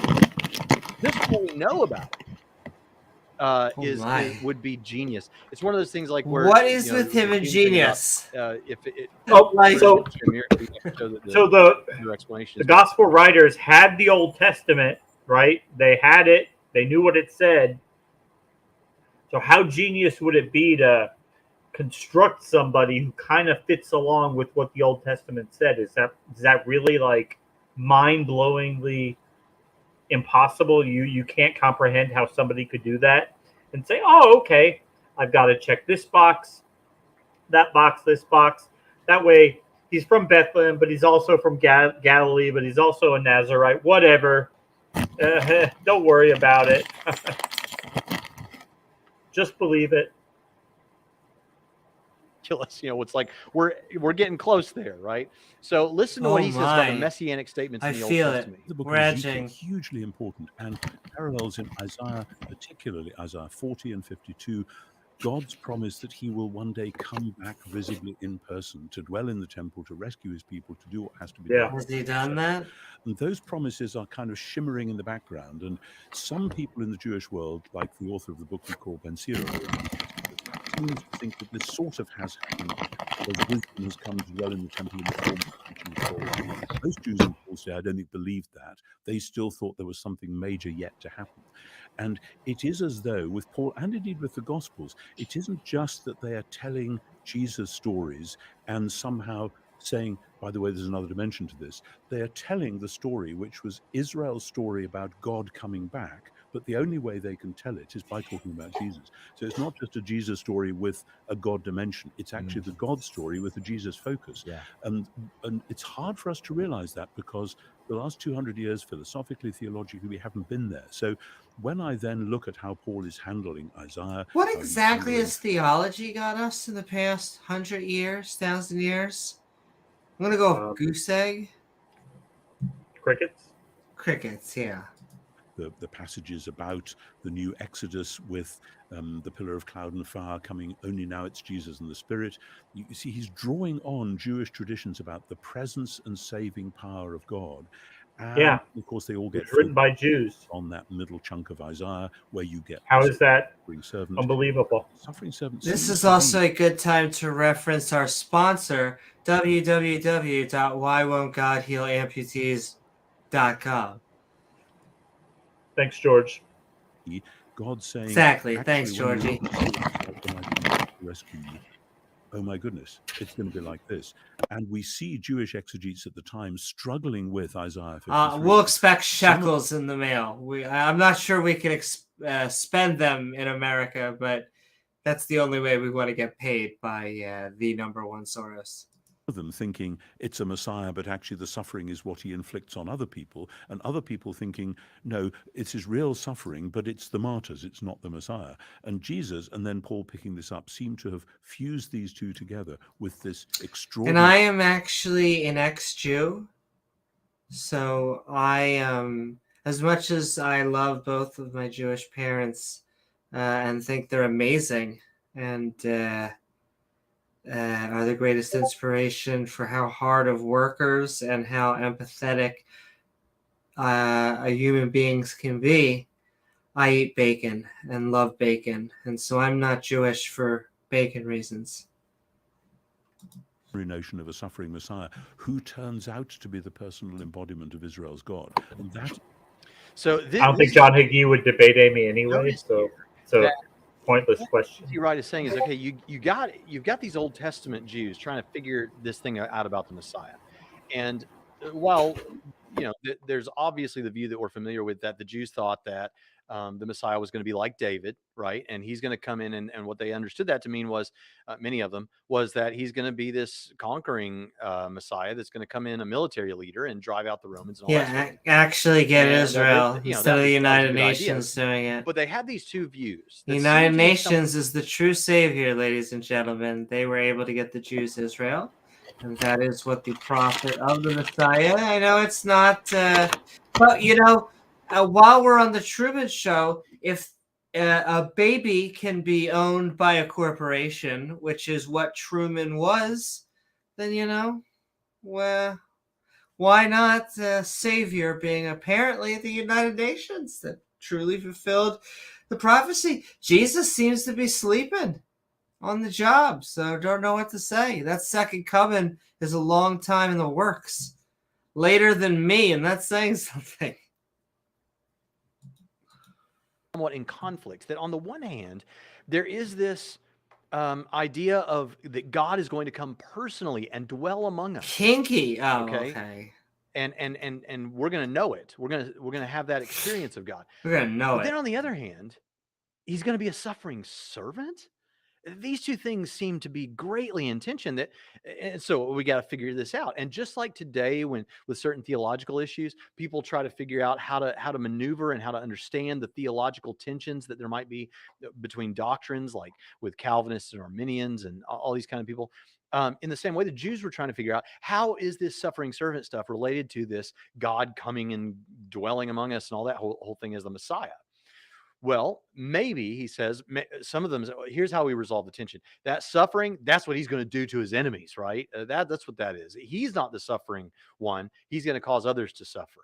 But that didn't seem quite right. And then others, maybe though God does the love martyrs suffering. that are going to die, perhaps in his name. They're the suffering. Just not hit others. Yeah, others Right. suffering. And then we get Jesus, and it just happens to fit perfectly. That the kingdom he's ushering in is this spiritual kingdom, and he's a suffering servant. And here's the thing: if you think that sounds like some sort of a manipulation, think about the power of that concept. I don't just mean the staying power of Christianity, although that certainly is true. The staying power. He's selling it like it's a Honda. Listen, the staying power of Jesus. This Jesus gets 50 miles to the gallon. And he never actually comes back. But people will just keep believing it forever. I mean, it's true. He was supposed to come back. How long ago? How long have they been waiting for him to come back and still not appear? A long time. If you also tickle your Jesus, you get a free oil change. man is the most important figure in all of human history, has impacted the world in a greater way. Art, science, architecture, all these kind of things. But I For want somebody you to who never existed, it's amazing, huh? there's something He's doing a noble lot. about the Though, you know, courageous funny suffering. enough, and I'm only, I'm somewhere in between. I am a non-profitist, but it is just weird that Jesus didn't write anything. That everything written about Jesus was from someone else. He didn't seem to, let's just say, be academic. And they were written decades later, not even Indeed. not even by eyewitnesses or contemporaries, but decades later. I mean, for comparison, especially for millennials that think that the past 40 years have actually been the past 20 years. But if someone from the 2000s, or if you're in the 2000s and someone from the 1950s comes to you and says that they have information about how they know the creator of the universe, are you going to believe them that they are a time traveler from 50 years ago?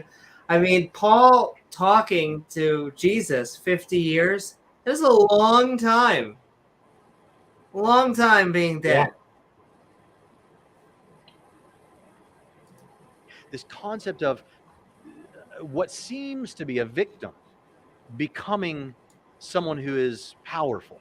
And don't take my word for it. Take the words of agnostic Tom Holland. How strange would this idea of a God who, or a Messiah or whatever, who becomes crucified have been in the Roman world, that this message was being delivered? Apparently not very, because people picked up on it. Weird. People were receptive to it. So foolishness to the outrageous foolishness. It's ridiculous, and he's aware of this the whole time. Just how embarrassing this is, in a sense. Yes, so embarrassing. Millions of people jumped on the bandwagon. Is, it's the worst death that the Roman state can inflict, but it is also shaming in the context of the Mosaic Law, which also says that and you wear it around your neck. And we often forget with our stylized depictions. Put it on napkins and paper plates. Shameful it was. And so what is happening is that it's like it's the ultimate judo throw, where you turn the strength of your opponent against him. The Roman power is affirmed by brutality.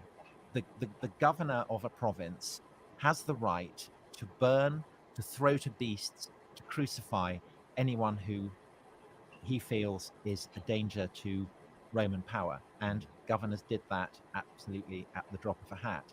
So what is happening with Paul's proclamation of the one God those chairs look incredibly suffering this fate is to absolutely upend the very fabric and basis, not just of Roman power, but of power full stop.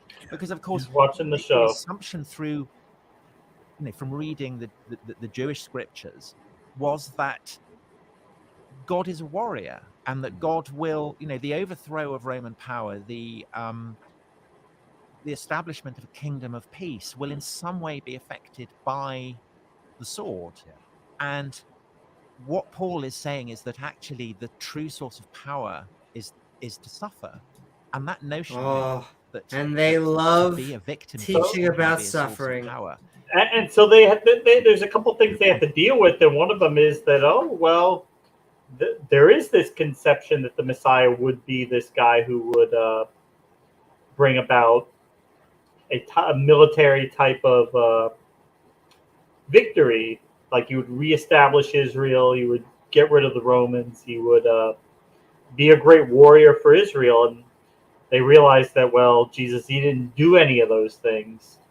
So they hearkened to the kind of other things that were said about the Messiah, like the suffering servant narrative they just went through. And they say, don't worry about all those prophecies about being a warrior and reestablishing Israel. He'll do all that when he comes back. Don't even pay those any mind. He hasn't fulfilled them, but he will. He will. See, James, don't worry about it. what happens when you clear house in season 1 and you get a whole bunch of new writers in Yeah. season 2 is you gotta retcon things. So don't worry, all the prophecies he didn't fulfill, he'll get to those later. Whenever he gets to them. Yeah. He'll get to it when he gets to it.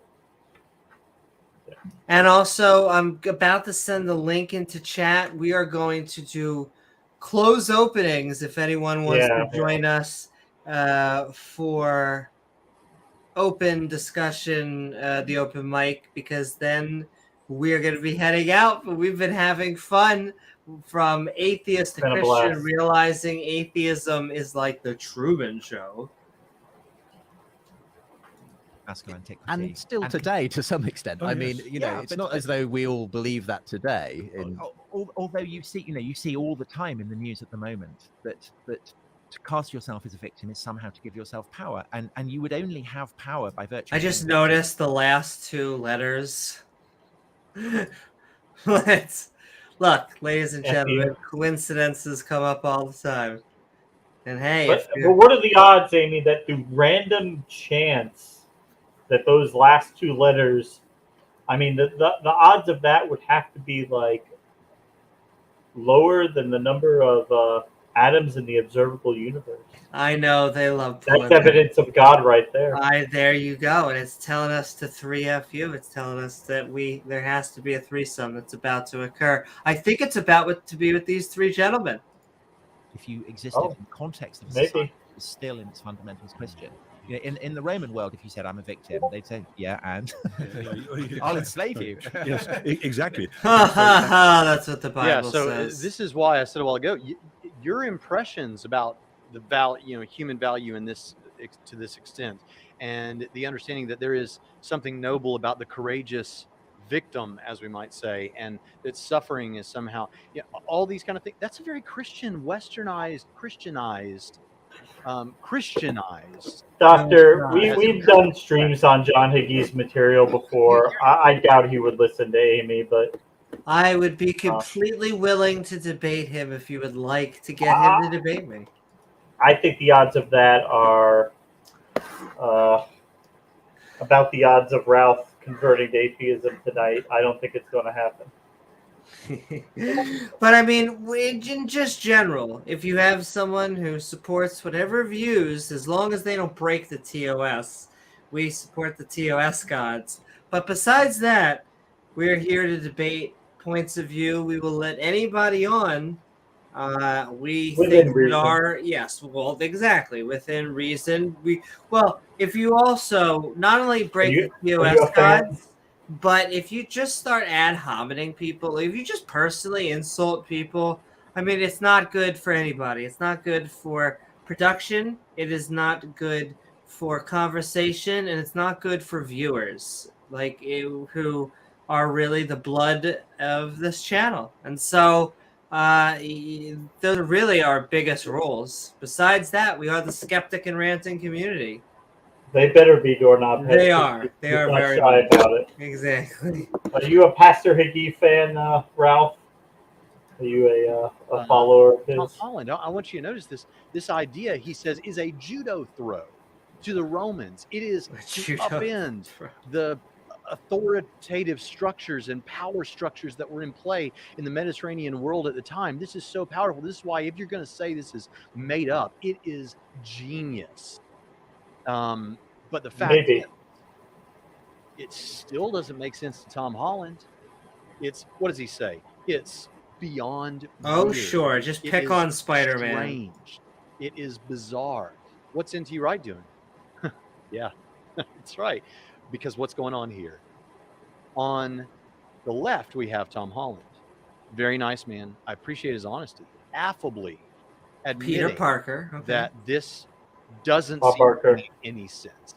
And what does he mean? If I don't believe that something supernatural happened to Paul on the road to Damascus, if I'm committed to that not being the case and committed to the resurrection having not happened and all those sorts of things, if I don't have this God belief, I don't know how to make sense of this. And then you have N.T. Wright over here. And what is N.T. Wright saying? Sounds like a personal problem. I would say, on my worldview, the larger worldview, the world beyond the Truman Show, the world of higher things that lays on top of the microcosm of naturalism in the Truman Show. These things all slide in nicely. Why is it that Jesus seems to match up to these seemingly contradictory Also, Old that's what Testament he, ideas she, or about the they Messiah? said. Because he's really the Son of God. Why is it that Oh, yeah. Because the authors dramatic knew change of what heart the that made him prophecy face said, all these kind of and they things constructed him because to fulfill some of them. Jesus on the road to Damascus? Because he really encountered Jesus on the road to Damascus. Because he Right. thought he did. Why is it that this system seems to so cleverly upend the Romans and the power structure and has impacted the world that here we are 2,000 years later still kind of relying on the echo Lots of of reasons. Christianity, even you secular. No, and atheists, unfortunately, Christianity because has held us it back, is the along heart with of many God. of the other religions. It all fits if That's we what she said, or appreciate he, or they. the larger world, the beautiful world beyond the walls of the Truman Show. But what it requires Thanks, Ralph. for you to be willing to sail across that shallow sea, walk up those blue stairs, open the door at the edge of the Truman Show. No one explained why they believe in God. Not a single one of them. No. And recognize this greater, more beautiful, fuller explanation in this deeper and more whimsical world than you ever thought possible. A world that makes sense of it. Truman actually went out, conducted experiments, saw and confirmed his hypothesis, and was able to escape. Something Christians, Muslims, Jews, Hindus, doesn't matter. Pick your variety. If you believe that God interacts in the physical world, please tell us how to physically detect it. Everything. Just as the realization for Truman that this was a television studio made sense now of the spotlight falling, the car radio tracking his position, and the elevator with the people inside changing costumes. Now it all made sense because I understand there's a greater world and there's a more comprehensive view. And in the same way, if you can, Rhett asked for you to do this, for us Christians to do this, and I'm asking you skeptics to do this. Would you just for a moment just step back and say, what if? Oh my goddess! Yes! Sending a shout out to What If. It was a great Marvel series. You guys should all be checking it out right now on Disney Plus, because not only do we shill for Georgie, but apparently we shill for Marvel and Disney too. Thank you. Yo. And look, I love that because it's I both get told like that I must condemn the Jewish doctrine and stuff like that from the people that dislike Jews, but the moment I tell them that I'm no longer a Jew, they're like, you can't do that. You can't leave. That's not fair. Yeah. I thought it was this race thing that I thought. And I'm like, well, wait, can you be an ex-Christian? Can you be an ex-Muslim? They're like, well, yeah, apostates exist. Yes, I'm an apostate. That is I don't know what else to tell you. You can't convert to a ethnicity, and there are multiple ethnicities that make up the Jewish religion. Right. They're not Ashkenazi, Sephardic, singular. Ethiopian Jews, just off the top of my head. Sephardic. Yeah. So I don't know what to tell you. I am an Ashkenazi atheist. I know what my ethnicity is. I don't want to change that, but I'm not a Jew. I do not believe that I am the chosen people because I don't believe that Yahweh is real. We got a thumbs up. Well, we're sending love. Atheist, theists, we really do. We do love everyone, especially those that disagree with us and those that agree with us, which I think we're about to bring someone on. We're going to finish this up. We're going to let Beamsy on, but you have until Beamsy is done his statement to get on here to do the open mic, because then we're heading out. So we're finishing up and then doing intro outros. true. Let me God is so great to his on for a people. moment that it's true. Some of you are going to say, yeah, but I was raised Christian. I know what it's like to wear those clothes and to imagine things that way. All right, I understand that. Fair enough. I don't want to take away that experience from you. But our experiences are very unique to our experiences. I know that's a tautology, but it's also true. Your version of Christianity that you were raised with was the version you were raised with. And you aren't thinking of these concepts that I'm describing to you right now in this video in this way necessarily. So at this moment, try on these clothes after this video ends. Think about it. What if I look at the world with those glasses on, with the understanding that Christian theism is true? It'll make sense. Oh, it'll make so sense if you just assume it's true, of then this you can fact think about how you would think Jesus and if it Paul was true. Messiah and all of that. It'll make sense of design and cosmology. It'll make sense of consciousness. It'll make sense of all of Oh the yeah, God did it all. Drink, ladies and gentlemen, just bringing up consciousness in a non-medical way. in an incredible way. And by the way, the sense that you think has been made of things like consciousness that you may hear. Really? From, You're just gonna take a double shot? Just take a good old double shot of it? Sure. Why not? Consciousness. Yeah, bring up quantum mechanics. That'll make it really sell it. YouTube's videos made by atheists. Oh, Go you're and see in what the one. scholars say about this. Oh Who my are God, they? is this candid camera? You'll see there's a real struggle here. This is a real difficulty. And I think if you'll find the comprehensive view of Christianity, you'll consider that for a moment. Truman had to consider the possibility before he would ever cross the sea. If you'll consider it, I think you'll find yourself crossing a shallow sea. Oh, It we're will not be crossing comfortable. something. As it wasn't for Truman, it will not be comfortable for you because it will mean having to admit that you were wrong, perhaps. I've had to do that about things. Yeah. It Have will you? be difficult. It could hurt some relationships. It will probably Like make other admitting there's no relationships God. easier, that's true. But when you open that door, you will find a wider world. Oh boy. One that makes sense in a comprehensive way. This channel It's like a exists marketing plan. because we love Multi-level. Indeed. Contact me if you want to at braxton@trinityradio.org. There you go. You have his thing. We've this will conclude. Go and send him all your money. Viewpoint. I know. Well, and hey, like I said, we are not. I think both of us are for a market. You know, as the quintessential moderate, I have to give the asterisk. I do believe in social programs or programs that help in a social manner to avoid my own politically correct double-worded things, and I believe in a market, and you need both. And nonetheless, I don't support the selling of an invisible product. It's really that simple, ladies It's a and scam. gentlemen. It is a scam. Exactly. Just like James was selling for them. And all right. I think we are Beamsy about and to Friendly go Muslim. into the... Yep, we got Beamsy and Friendly Muslim, but I'll give one more shout out. You now have until the end of Friendly Muslim to join us for a open mic. The link of which is on screen. Even says to Punny the 3FU. So I can't say it better myself. And we are going into the Midnight Ranting open mic. We are realizing atheism is like the Truman Show, apparently. Though we didn't find that out. Everyone, once again, as always, explained what they believe, which is fantastic. But why always seems to be much harder.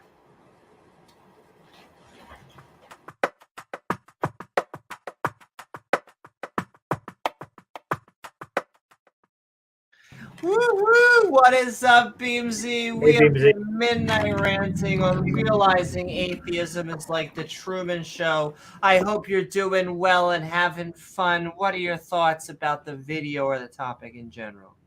Projection much? Indeed. The whole argument that he was making was absolutely an argument of projection. Was quite silly, wasn't it? Yeah, and I was looking at the people that he was actually presenting, and most of them were never atheist. Especially the first one, Sarah. Her father was a nutjob communist before she was born, and you could read some of his writings, and he's off the deep end too. So, with that basis of it, I can understand. It didn't sound like she was really solid in her atheism if she was wooed by what she And was. I'm also just as concerned with, were you a skeptic? That is I think my atheism derives from my skepticism, but I would say most natural viewpoints derive from skepticism, and I'm very curious whether Hey, Doorknob, if you look at some of the reports of what he's been up to, you're pretty close to the mark, but I'm not going to talk about what he got up to. In regards to the aspects of calling yourself something, I admit that I am a naturalist and I'm a skeptic. That's what I am, and I can label myself as a Celt because I have beliefs outside of reality. That's why as a label, I'm a pagan and a Celt. But at the same time, you can also take into account that I also fall under the banner of a atheist, because they're just labels. It does not matter what label you wear. It matters on how you present yourself and why. I would say you don't think that there's a God in this reality or in this universe, so that's I also don't have a enough to make you concept an of God. atheist. Yeah, I don't have a concept of God at all. The aspect of where pagan comes in is more spirituality than an aspect of a God.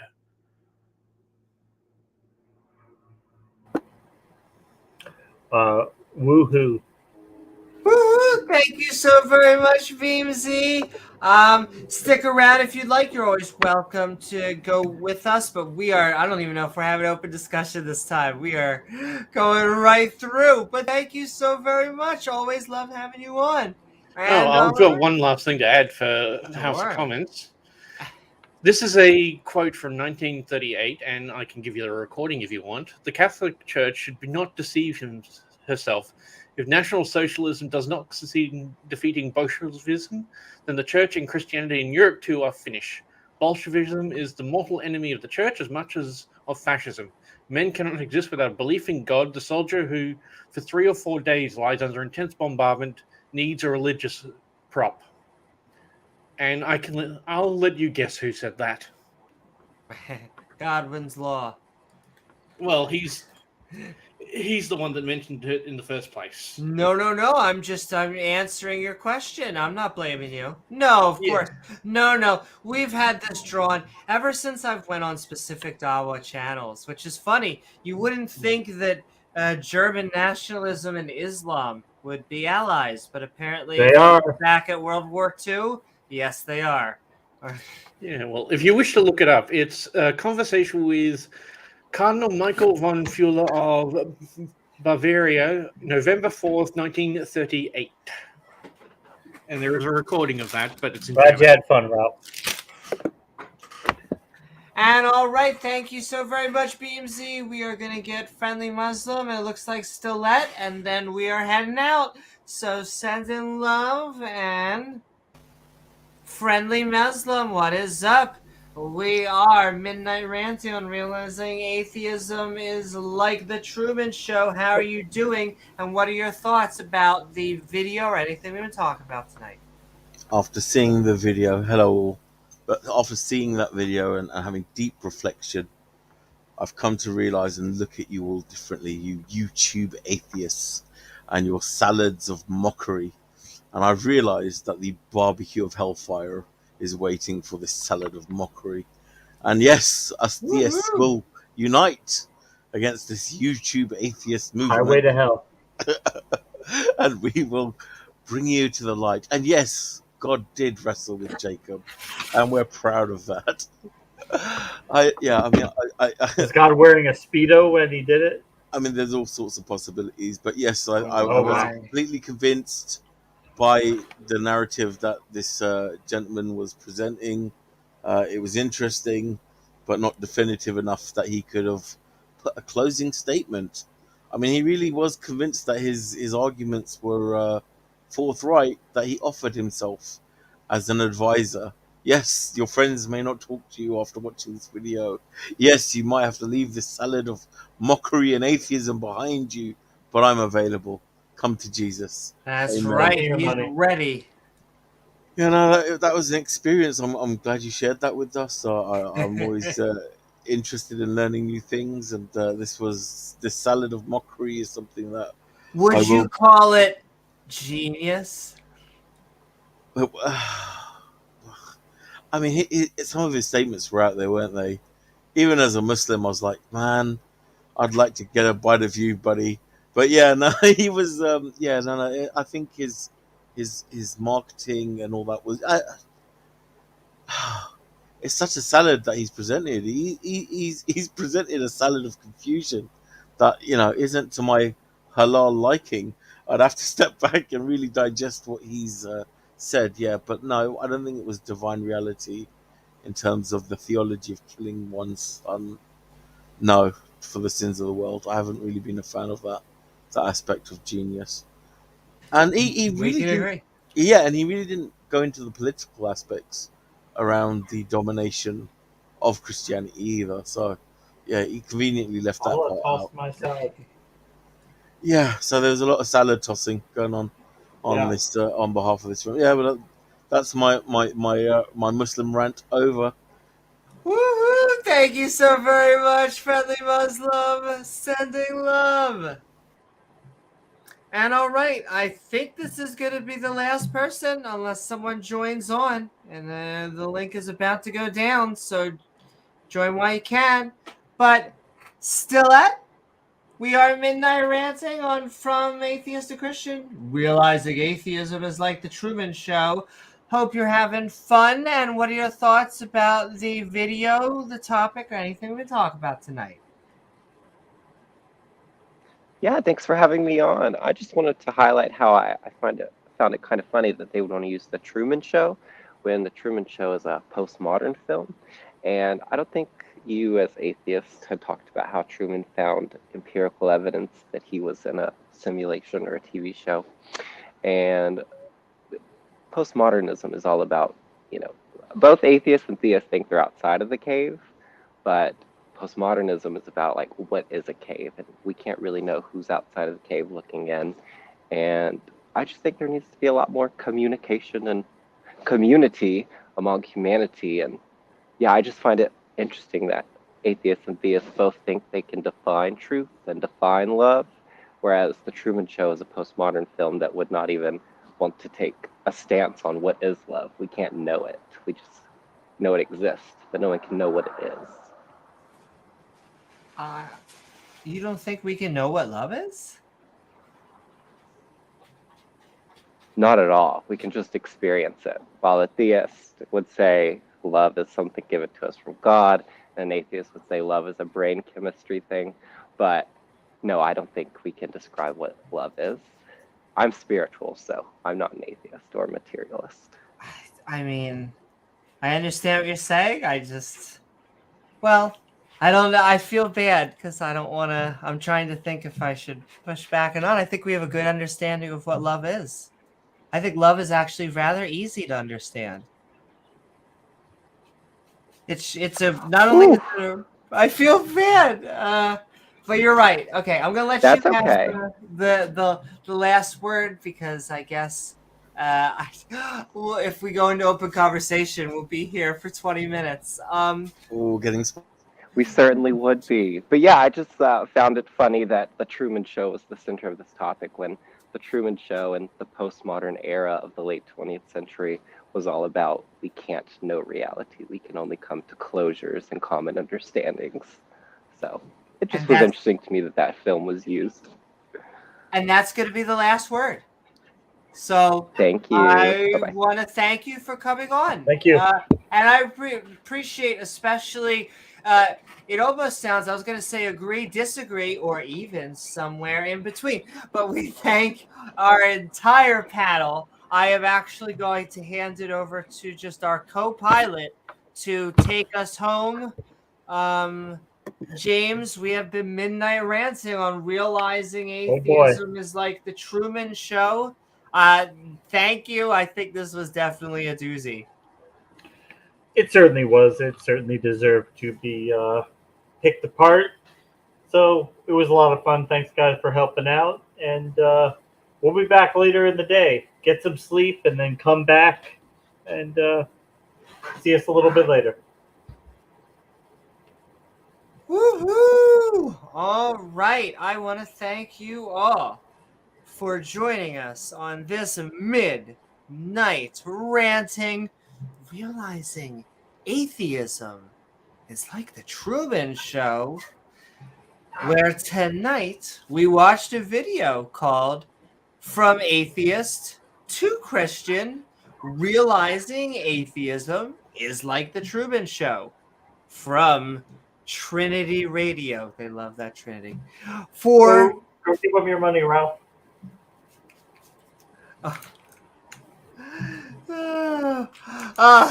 For a good morning, and in case I don't see you, a good afternoon, a good evening, and good night. Though, not a why, just a what. Why do we need sleep? I know, exactly. Good night, James. Night, James. I do want to. Oh my. Oh, yeah. I do want to thank my co-host James W, along with our guest Beamsy, Friendly, and Stilette. Woohoo! As well as the people in chat, our awesome mods who make this stream so great and lovely. All them viewers shekels, Ralph. All like the shekels. you who make this channel even possible. I know we can't help it just because, like, the notion that Georgie is paying individual YouTubers to spread atheism. 30 pieces of silver. Exactly. I want it converted directly from shekels into gold instead. So we'll have our meeting after the show with George Soros. He'll tell us what to say next stream. Bilderberg meetings. Right. Globalism. Just trying to throw out as much as I can. But yes, if you enjoyed the show, please don't forget to like, follow, or subscribe. Woohoo! If you didn't enjoy the show, do it anyway. Because then you gain access to that bell icon, which when set to all, will send you reminders to see our premieres or join our live streams. Or hey, why not leave a comment once the video's done? It's spicy. Spicy. After the show, the Skeptic and Ranting Discord server will open for an after show, the link of which is in the description below. Lastly, if you'd like to help us make even more fun content, well, we offer more George Soros. That's right. We offer some perks for your support by checking out our Patreon page at patreon.com/Amy Newman. I am Amy Newman, and we will see you all on the next episode of Skeptic Ball Z. Good night, everyone. Good night.